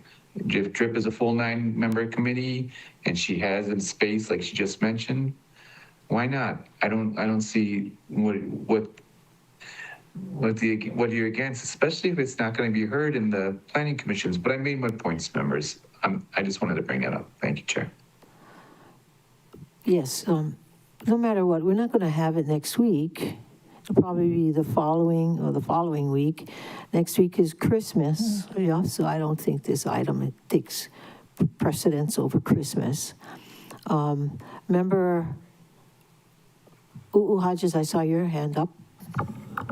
I'm okay to leave it on your desk, Chair. I don't really want to go to lunch and come back because this is not the last thing I want to do on my day. I mean, it is right now, but I don't want to eat and feel like, yay, we're almost POW, and then be like, come back and monko about this some more. So I'd rather do it now because I don't think this conversation should last any longer than how much it already lasted. So if it's fine to leave it on your desk, that's okay with me. If not, I'm okay to pass it out today and have a 7B in whatever committee is willing to have a 7B. Whether it's HLU or Member Paulton's committee is fine with me. Whose hand up? Is yours, Member Paulton? I'm okay with either of those, but I did want to hear from Deputy Lillis. I think part of the concern that I heard from somebody, I forget who, was getting in line at the Planning Commission. So, Director Blystone. I was wondering if we do not refer it today, or if we refer it to committee, or if we leave it on the table. I don't know. It seemed from Member Johnson and Member Rollins-Fernandez, either way, your earliest opening on the Planning Commission is March. Is that correct? So mahalo for your question. folks, so we have slated this item, assuming you pass it out today, we've slated this item for the last meeting in February for Maui Planning Commission. Please be reminded, though, that this has to go to all 3 commissions, and it will depend on whether or not there is quorum at those commissions. The other 2 commissions meet once a month, and this one meets twice. So we're getting, part of the reason why that's the earliest we can take it on is because of noticing. So I just wanted to make that clear. We don't have strong feelings either way. If you pass it out today, we'll, if you do delay, then that will delay the time at the Planning Commission, as you can do math yourself and recognize. So you would not be holding that second February meeting if we do not pass it out today for this item? That second meeting in February is contingent on whenever you get it to us. So we have to count 45 days basically from that date in order to get it to the paper, in order for them to have time to publish it. So wherever you send it to us, we will get on the noticing right away. I think it's important to note that since our group was involved in the TIG, we have pretty good understanding of what the purpose and need for this is. So it won't be difficult for us to make the case to Planning Commission or explain why to Planning Commission. I don't have any more questions for Director Blystone, and I'll yield to my colleagues. Member Sinensi. Hello, Director. I did have a request to send it to the HANA Advisory Committee if time allotted. That's a question to Ms. Blystone. Ms. Blystone? Mahalo, can you hear me okay? Yes. Yep. Okay, I'm getting a little bit of a lag, so I wasn't sure. So yes, of course, we would have to, traditionally we have a way of sending individual applications for projects in the HANA Advisory Committee area to them, and we do that automatically. That would be a little different here. We would need the commission to tell us to send it to the advisory committee because they are an advisory committee to the Maui Planning Commission. So that could take extra time. Also because we have to get the HANA Advisory Committee together, and that's a whole nother committee that's necessary. So just to clarify, Chair, you can meet the 120-day timeline. We may be able to. I cannot confirm that until we can figure out whether or not we can pull together a HANA Advisory Committee meeting in time. Okay, and then I understand that you might have some members in the commission that are leaving in March? That's correct. We thank you for that question. We term out 2 of our members, I believe, our chair and our vice chair. So that'll be thrilling for us to change. In March? Correct. March 31st is their last day. Okay. Thank you, Chair. Okay. Member Cook. Thank you, Director Blystone. Did you hear what the proposed amendment is to the bill, and do you have a opinion of that? Thank you for your question, Councilmember Cook. I was in transition between the Akaku version and this version, so I did not hear it, but I'm happy to listen to it and give my reaction here. You want me to? Yeah. Okay. The proposed amendment for Planning Commission's discussions so that we could be able to discuss it would be to amend 19.14.020C. The following is required of H3 and H4 districts within the Slerexa. 1, shoreline access and shoreline access parking. 2, annual contribution accounting and reporting to their own properties managed retreat fund 10% of profits. 3, any new legislation putting requirements on shorelines properties will apply.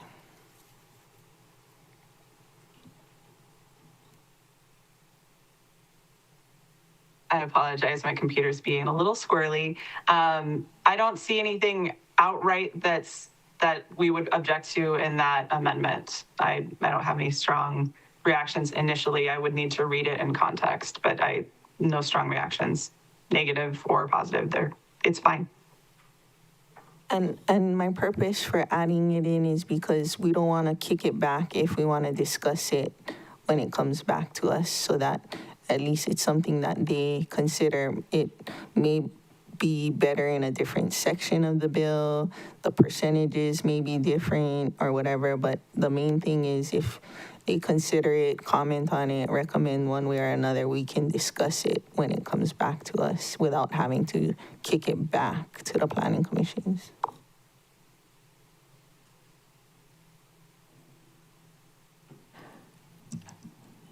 You want an answer from her, or are you just following up on your explanation? Just clarifying why I'm doing that now at this time. Right. And my understanding, friends, is that Member Paulton was not going to vote for this resolution without the amendment. So you only have 5 votes. So you can't move it on to the planning department. But, Chair, may I? Yes. I said after I've heard from Corp Counsel and spoken with OCS, I'm willing to accept her amendment and not, so were you aware of that? Okay, that leaves you with 5 votes, not 6. I mean, come on, folks, everybody. You know, if you can't get the 6 votes, it's not going to go anywhere, is my point. So, no matter how much we go back and forth today, it's not going to change. Thank you for the clarification. So then it's a matter of if people are willing to vote without the amendment, and then you need 5 votes. Yes, but she already said she wants the amendment. Okay? So we don't have the votes. So no matter how much we belabor this issue, it's not going to change. The only thing that might change is if we table this and over time, people thought about it a little bit further. And now as people, pardon me? So, so what I'm saying is January 5th, we're going to have a new member. And then the other point that's important is the planning director said, if you pass it today to her or soon, they can put it in the queue in February. Yeah, that is a big deal. So, but it doesn't have to be today, is what I'm saying. Member Rollins Fernandez and Member Paulton. Mahalo, Chair. And mahalo, Member Uohajins, for suggesting the Rule 7B discussion. And if it goes to DRIP or whatever January 6th committee will be on that day, it doesn't require the legislation itself because it's a 7B on subject matter. And so I think on that day, we're supposed to take up the South Maui Community Plan, and we're not going to be taking that up anymore. And I don't know if that was going to be like a full day, maybe a nod, or was it a full day, Member Paulton? Was that going to be a full day? I'm sorry, South Maui Community Plan, DRIP, January 6th. It was going to be the whole entire month, but we had to kick it back. So we're No. Just as far as time goes, like if there was going to be like a full day on that day to have the discussion, because my point that I've been making throughout the day is that the council members who were not on the TIG didn't get the benefit of having the discussion. Only the TIG members has. And Member Uohajins recognized that and tried to come up with some kind of a solution to address the concern as I stated, which is that we didn't get an opportunity, and my neighbor to my right is like trying to push it anyway without that discussion because he was on the TIG. So he had the opportunity to spend 7 meetings with the planning department and the attorneys and everyone privately to be able to get all the questions answered, and I did not. And that's not fair. And so regarding the timing, I guess if it's January 6th, whatever committee it is, that was like slated for the South Maui Community Plan that we're not going to be taking up anymore, was that going to be a full day? Because if that is, then I think that would address the concern, and then we can move it forward, right? But can I say something first? We already had a 7B. Yeah, we had the present. Well, it was a presentation by the TIG committee. Yeah, they gave us a full-on presentation. Now, we weren't able to have very much of a discussion, and we couldn't make any changes. So having a 7B is almost the same thing. You're getting information, but you can't change any information. So that's the problem to me with a 7B. Okay, and I'll solve that problem right here. So then we would be able to flesh out the amendments in committee that Member Paulton is saying with legislative intent. We'd be able to discuss that, and then we'd be able to make the amendment when we take it up on first reading, like we are at full council. We'll have the language ready instead of it being not ready. And what I was saying is that the TIG report was like one, dissolve. That was the first meeting. Second meeting was to give the report. And the recommendations aren't up for amendments. The recommendation is what it is, and I understand that. Now we have legislation, which is what was recommended, but it's legislation that we can amend. We won't be able to amend it in the committee that we have a 7B, but we'll be able to amend it at the subsequent meeting at full council like we are now. So we'll be able to do all of that. And at the 7B, we'll be able to invite resources, the planning department, and go into executive session to talk to our attorneys so that you and I, who were not on the TIG, will be able to ask questions and be able to, get our questions answered. And this meeting will also be public. The TIG meetings were not public. They were private. They were closed doors. The commission will not be able to hear the discussion or read the meeting minutes from those meetings.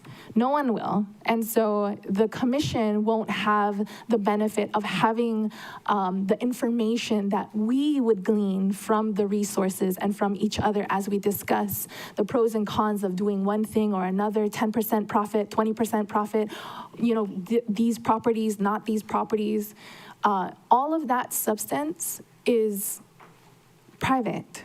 We didn't get to have that discussion publicly for the commissions to be able to consider and have a better understanding of how we arrived at this legislation. I understand what you're saying, and I wish we had time for all important issues. But honestly, do you know how much time testimony would take? It takes days. And people did not get the opportunity to get involved with the suggestions of the TIG either. It was just one-sided. It was a one-sided presentation. So now that if you open it up and so forth, then to me, it's not the most desirable thing to do at this point on the heels of having multiple discussions on Bill 9, Now, if you were to schedule just the amendment, that's one thing.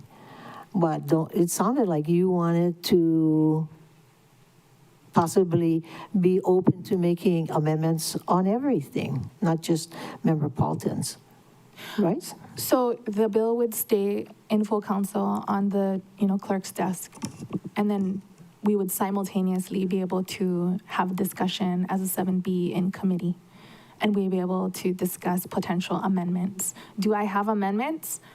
Not right now, but I would like to understand better how the amendments were arrived at.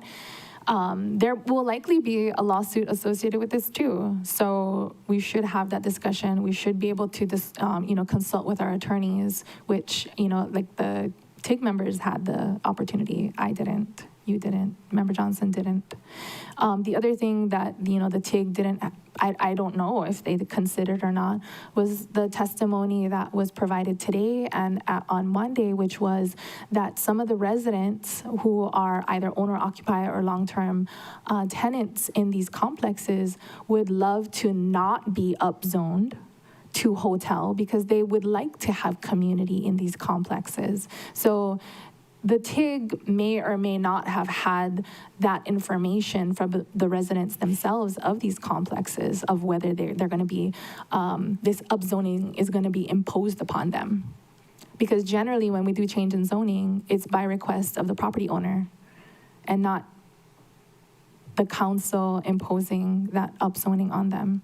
And then as far as the upzoning goes, it is, when we do a change in zoning, especially for further entitlements, there are conditions that are put on it, like Member Paulton is proposing to add, that if we're going to be gifting these properties upzoning, that there should be a public interest in that. And that's some of it from what Member Paulton is suggesting.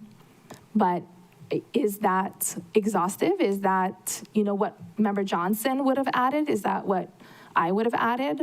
We never had an opportunity to discuss that. Yeah, well, before I call on you, I just want to caution you that I fully understand what you're saying, because several of us were not on the TIG, so we didn't have access to a lot of information firsthand, and not only firsthand, but 7 meetings covers a lot of ground, a lot. And we didn't have that opportunity, but that's what happens when there's a TIG. And so the point is, the council as a group was rushed to pass Bill 9. Everybody wanted it to pass right away. We could have taken longer to discuss every aspect of Bill 9, especially the implementation part, but that didn't seem to be an option. So the idea was pass Bill 9 and work on the other stuff later. That's the message we got. And so now we're hearing that there is this matter is time sensitive if we want it done in 120 days, and the planning department is telling us, if you let us know now, we will set you up for February, because they take a lot longer to prepare their agendas apparently. So I honestly, I understand what you're saying, but I don't agree that we should reopen the whole thing. And that's what it would be when you get the 7B presentation on the TIG, and then you open it up to all kinds of amendments at the following council meeting. I really don't think that's the way it should go. I mean, if anything, it should go back to committee. Not at the council meeting, right? I couldn't agree more, Chair. Okay. It should go to committee for this Okay, kind so of now we're discussion. back to Member Cook and back to Member Paul. Because Bill 9 wasn't introduced by us, but this bill is introduced by council. So we didn't have the power to send it to committee because it was introduced by the administration. This, however, we do have the power to send to committee, and that's what your colleagues are asking for. Mahalo, Chair. Member Cook and then Member Paulton. Thank you, Chair. The bill I'm proposing, is basically, it was reviewed by OCS Corp Council and the Planning Department. Planning Department has scheduled a time in February to hear it.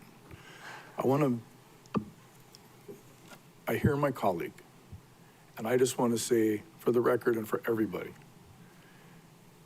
the administration agreeing to this, creating the additional zoning categories, working with Corp Council and the Planning Department, is showing good faith to all of the people who are experiencing this transition.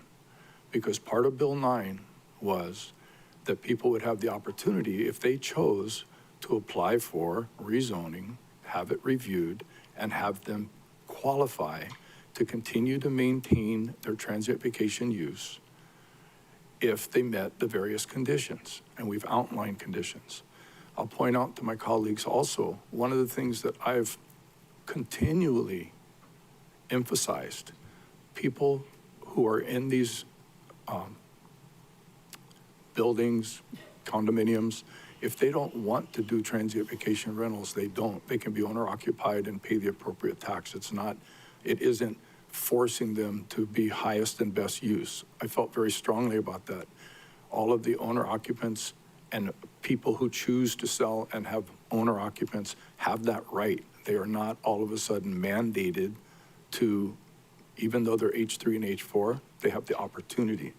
I just share with everybody, my perspective on this is we are in good faith conveying to people and potentially mitigating and delaying litigation. If we just flat out continue, no, you don't want to do this, we want to stop all transit vacation rentals, we're going to have a massive litigation.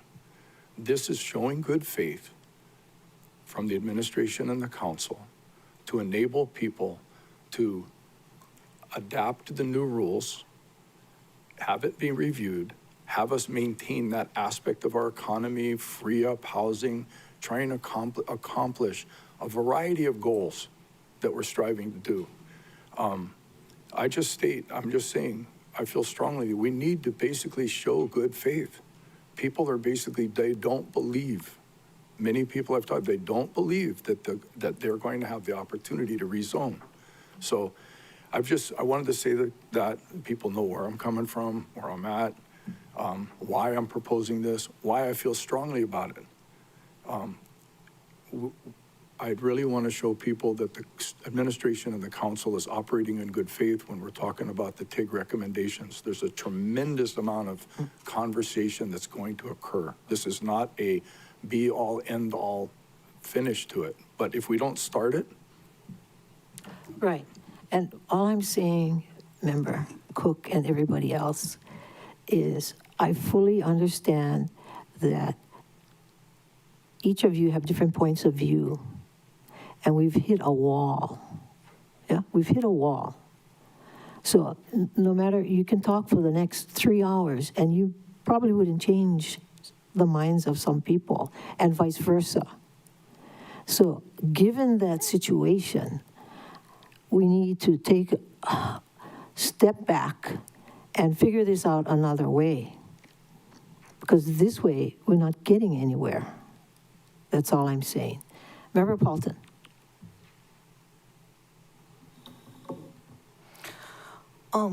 My preference is for the folks that heard Bill 9 through the Planning Commission to be on the Planning Commission still when this amendment or this new zoning is proposed, because they know the ins and outs and they're only there through the end of March. I just wanted to point out that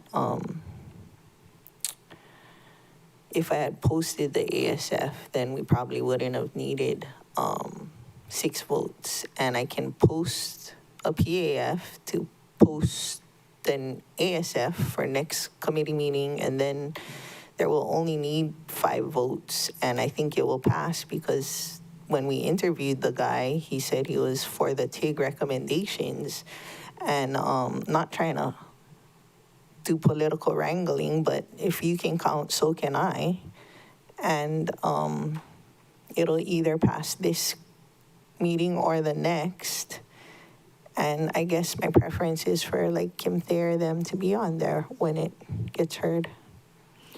Member Rollins-Fernandez. Mahalo, Chair. May I request a 10-minute recess? Sure. Members, recess until 1:25.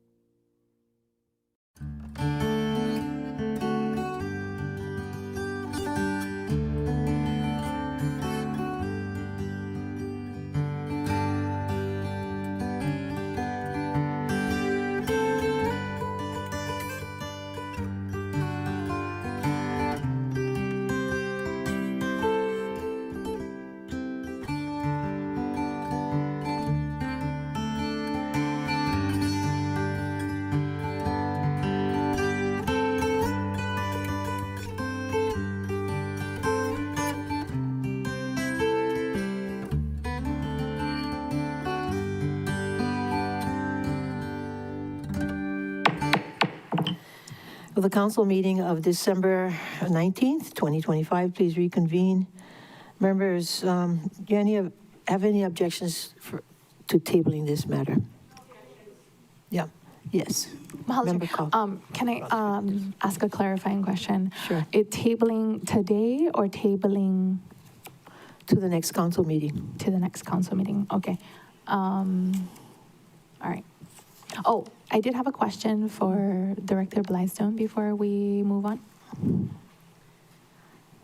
Director, are you still on the line? Oh, there she is. Good, good. Ooh. Thank you. Aloha, Director. Mahalo for continuing to be with us. So earlier you said that you have this legislation slated for the end of February. If we don't pass it out today, is it going to lose its spot in line? Yes, mahalo for your question, and happy to be here to answer it. So it depends is the answer to the question. So if you are able, I think I heard you say that you're looking at a meeting on January 6th. If you were able to pass it on January 6th and transmit it to us before, I think the 9th would be your last day, and we would have. We lost you, Director.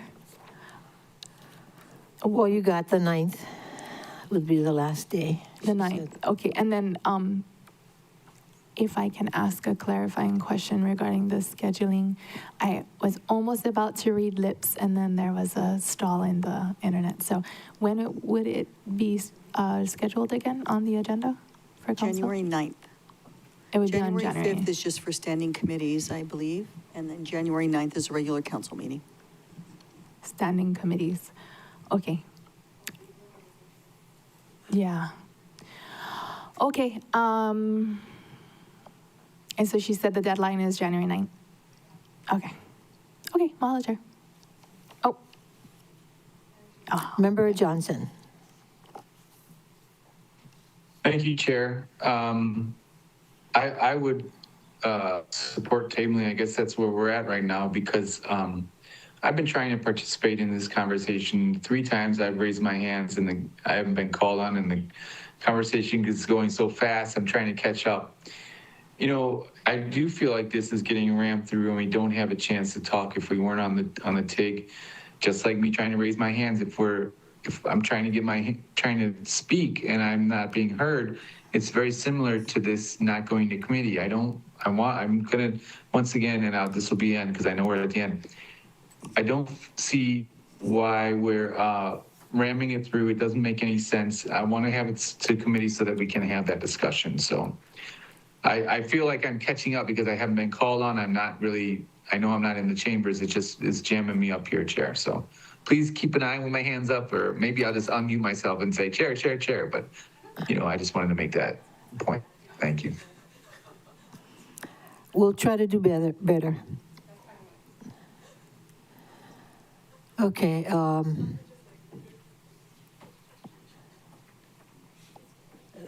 You certainly have a valid point, but please keep in mind, those of us who voted against Bill 9 felt we were rushed on that.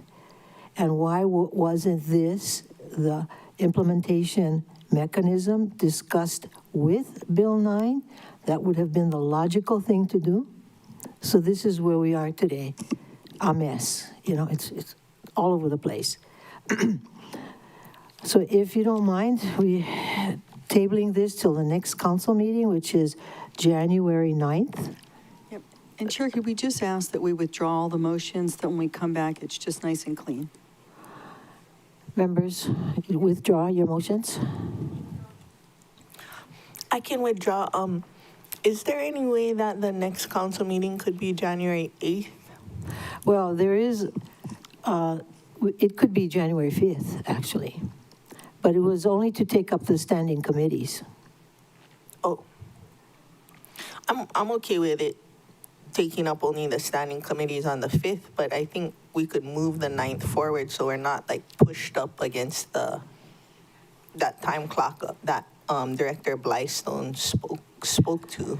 Okay, we have to talk to the boss, which is the county clerk. Eighth, you know, seventh, sixth, yeah. none of it, I mean, Okay. any of it would work. 6, 7, 8, 9. I mean, 9 is getting close to her deadline, and Yeah, let's ask her. we don't like to get close to deadlines like Can we that. can we poll everyone after we take a look at our calendars? Because some of it's going to just be posting issues and that type of stuff. So I'll just need to talk to my staff and then I can email everyone. Sure, Give you sure. some options. I just wanted to throw that out there because, you know, anything can happen as we've kind of seen. Member Rollins Fernandez? Mahalo, Chair. And if what Member Paulton is asking is for the full council or for just this item? And then because this is the only item that has a clock according to those that want to move it now. Member Paulton? I was thinking for the full council because I don't want to come back on the 9th.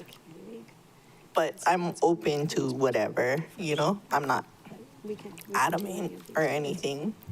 Maybe during the poll they can say what the options are, but yeah, either way. Because I guess what I heard from the clerks is that the notice for the other items for second reading?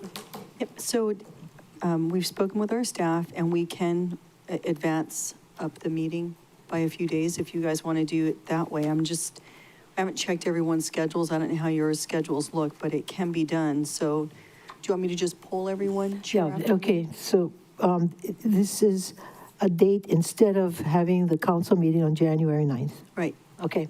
You can move it up. But it is a committee week also. Well, you can just go right down the line and ask everybody. Yep, I'll poll after the meeting. After the meeting? Or do you want to do it now? Do you Yeah, guys let's know? do it now. You're open is anyone not open on the 6th, 7th, or 8th of January? Yep. But committee so I don't know meetings who's can be giving up changed. their. Yeah. I'm saying that because it's a committee week, I am committed to attending meetings that week. So whatever the meeting is, I'll be there. Yeah.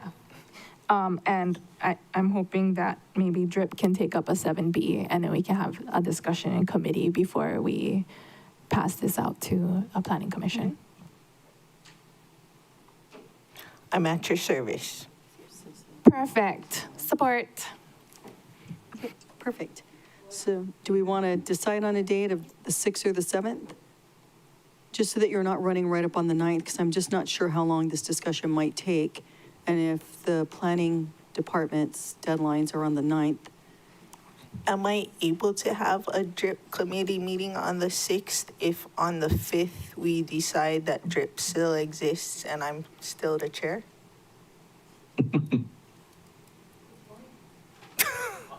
I don't Chair, have any that kind of changes in mind. I don't know if other people do. Member Rollins Fernandez? Mahalo, Chair, but I also heard Member Johnson start speaking. My question is a procedural question, and I'll yield to Member Johnson. Okay. Oh, Member For the Johnson. chair, though. I'm not trying to Thursday, micromanage, is my- sorry. Member Johnson. You can take Thursday. It's my adept committee. I'd be willing to do that if you guys need it. Thursday is what day? That's the 8th. I mean, is what? If I do date? correct. 8th? Is it the 8th? We can do the 8th. The 8th is a Thursday. Member Uhajens? Thank you, Chair. I mean, I'm going to speak this into existence, so I'm not assuming we're going to have a whole bunch of changes when we reorganize.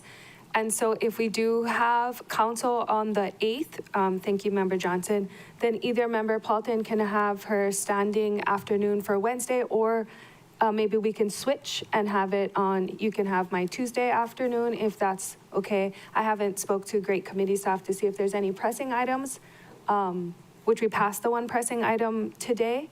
And so if anything, you can have the Tuesday, and it can always have Wednesday if required. And then that'll give the members an opportunity to have that discussion and kind of let it sink in before Thursday. I have one more thing before we go any further down this line. Mr. Rotz has said that there's actually no committee meetings scheduled for that week. It just says that on our calendar. It says it on my calendar, too. Member Rollins Fernandez. Mahalo, Chair. Okay, and I guess it's not on the calendar anymore. It was on the calendar before. before we were going to have a new council member. So would there be any committees? I mean, I would think that budget would basically be the same as all 9 members. And Mr. Batangan said that he would just kind of want everything status quo. So he wouldn't be trying to change the committee chairs. My question is regarding which committee would be the most certain? Okay, now we're going off topic. To schedule it? Yes, wait 1 second. Corp Counsel? Yeah, thank you. Director Blystone is unable to speak, but she said that she needs to transmit this to stay online by January 9. So that's just to, and so all the documents, everything will have to be ready by the 9th. She just wanted you to keep that in mind. So I understand that she would need at least an hour to compile everything. No, I'm kidding, Director. I'm kidding. It was a joke. So the sooner the better. Since I would be here on January 5th for reorg or whatever is going to happen that day. What if we just do the committee meeting on that day?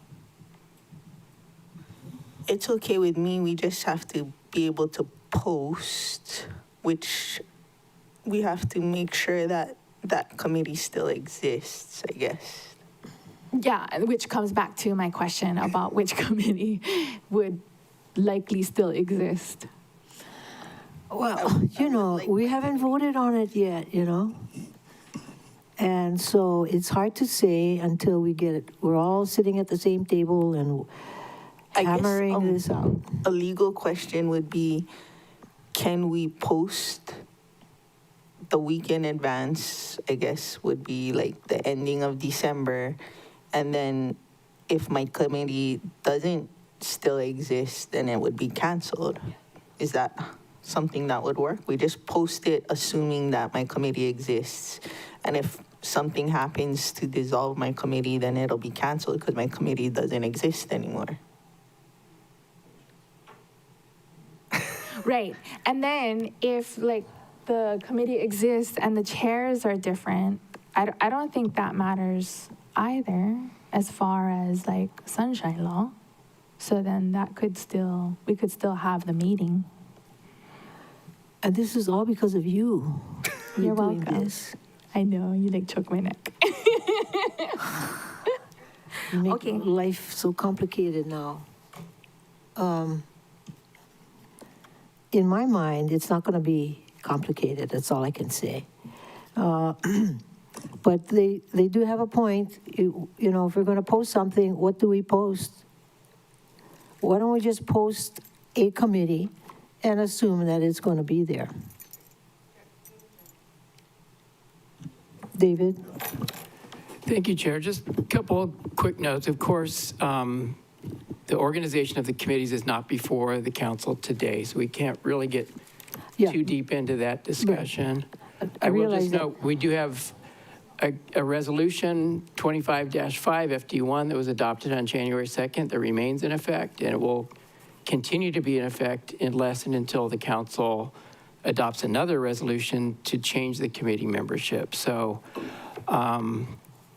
the committees can function with their current members in the absence of Councilmember Kama, those members who are listed in the existing committee resolution if they so choose.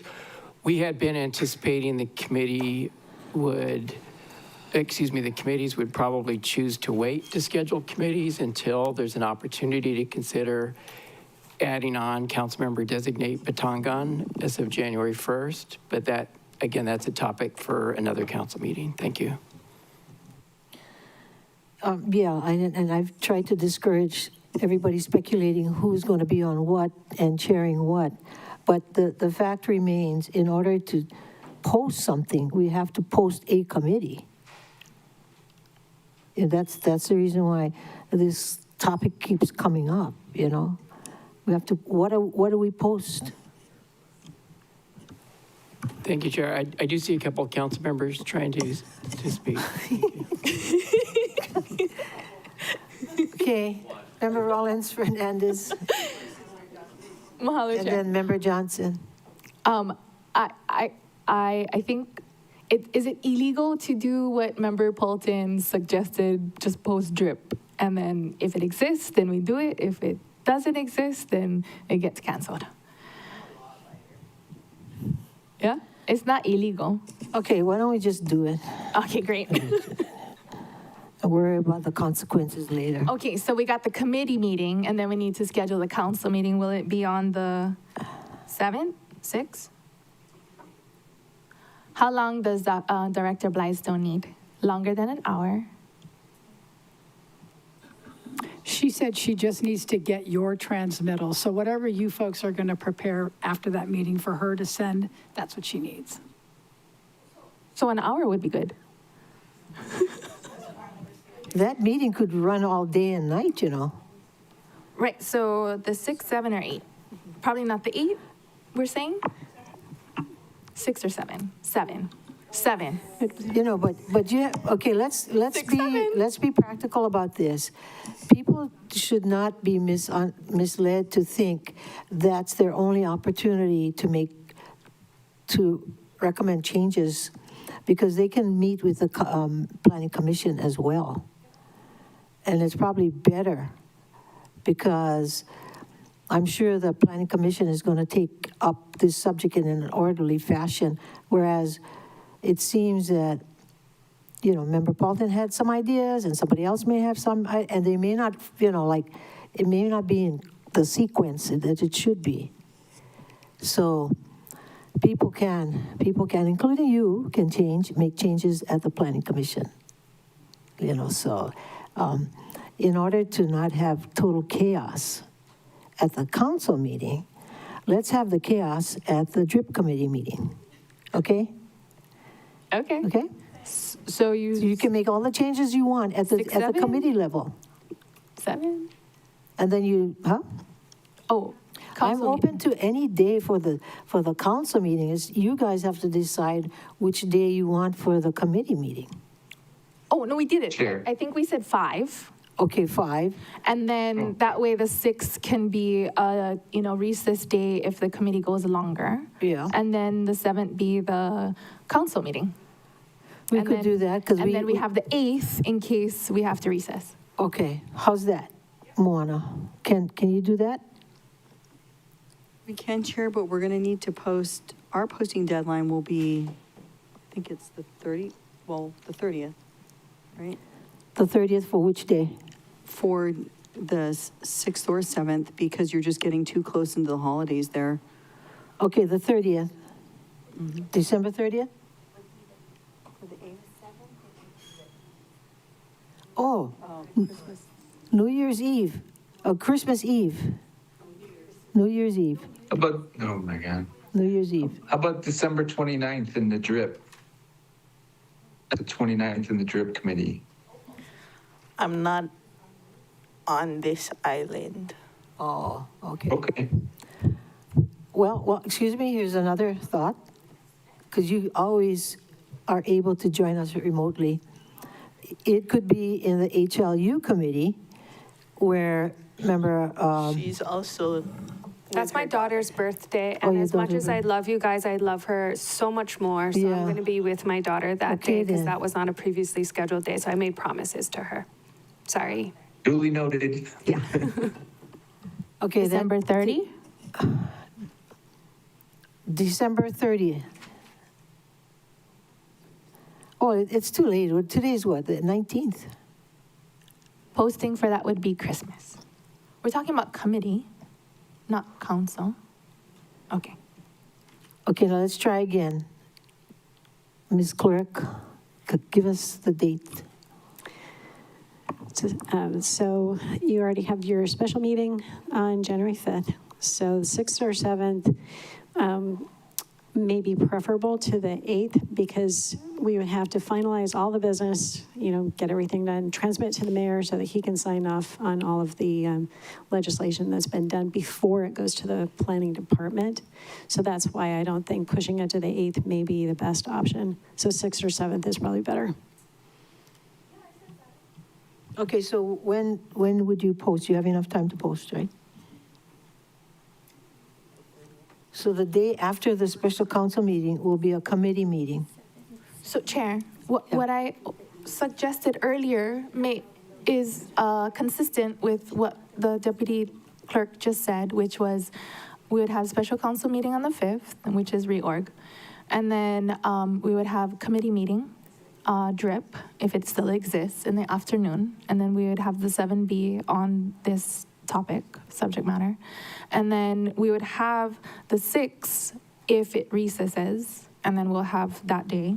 And then we would have the regular council meeting on the 7th. And then if we would need to recess, it would go to the 8th, but I believe in us. I think we can get it done on the 7th. Mona? Chair, if we do it on the 7th, we would post on New Year's Eve. If we meet on the 6th, we would post on the 30th. Can you post on the 30th? We can post on the 30th. Okay, so you're going to post for the 5th? And the 6th. And then you're going to post on for the 30th. 6th as a different as a committee meeting? Yes. Oh, no, as No, council. our clerks That's our don't early- post for committee meeting. OCS No, does. it's for the council meeting. Council Right, we're moving meeting. up the 9th to the 7th or the 6th, 7. whichever, the 7th, We're moving the 9th meeting to the to the 7th. 7th. Yeah. No. 9 minutes. Okay, can we do it before we go home? Can we do it? Okay, can you repeat again what the dates are? Okay, we will meet. If we're meeting for council, not on the 9th, we're going to meet on the 7th. We'll post on the 31st. And we already have the 5th set. Right, and the 5th we will post on the 30th. Okay, and then some committee is going to have a meeting on the 6th. DRIP, Oh. the 5th. No, I'm on the 5th. Yeah, but it's not going to take all day, right? No, or you want it on the 5th Yeah, as well? on the afternoon. Okay.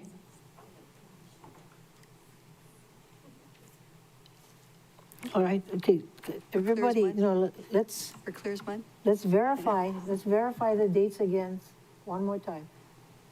We're going to move our council meeting from January 9th to January 7th, and we will post on New Year's Eve. And my staff will be very happy.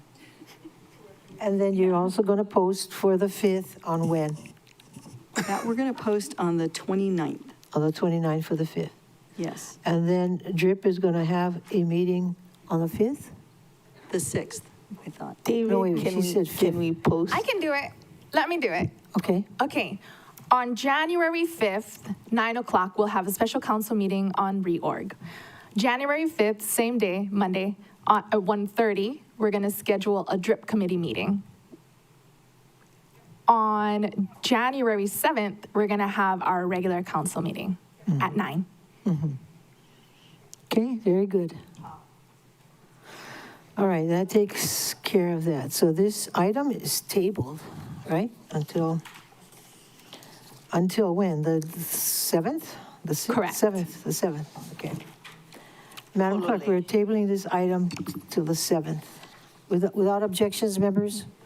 No objections. Okay, so then that brings us to the end of the regular calendar, but now we have the unfinished business. Can you Yes. check for testimony? We have no testimony.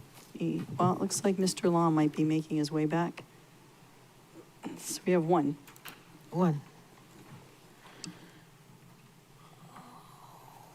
Nuna Ho'omolu Lee, the Hawaiian word of the day is table, as in like pa kau kau. and Pakauka, with the thing over the first vowel. And to table as a motion is ho'omoi and waiho-loa. And so, yeah, I don't know what they had to do with congratulations to Kumuhulu Hula Aola Balubar on 50 years of hula excellence. Thank you for that. And thank you for the Olelo agenda. E ho'omaikai ana ia Kumuhula Iola Balubar no na makahiki he 50 ma ke po'okela o ka hula. Did I say that right, Mr. Sunetsi? Okay. Give the rest of my time to the Hawaiians. All right, thank you. Chair, there's no one else currently signed up to testify, so this is last call, and the countdown is 3, 2, 1. Chair, there is no one indicating desire to testify. Members, any objections to closing public testimony on unfinished business? And let's see, we deferring this matter until a future council meeting. No objection, but don't adjourn until we do the song. Oh, yeah, okay. So no objections, we're gonna defer this, and member Vice Chair Sugimura will let us know when the next date will be for this, because she got hurt. She had an accident, so now she's recovered, right?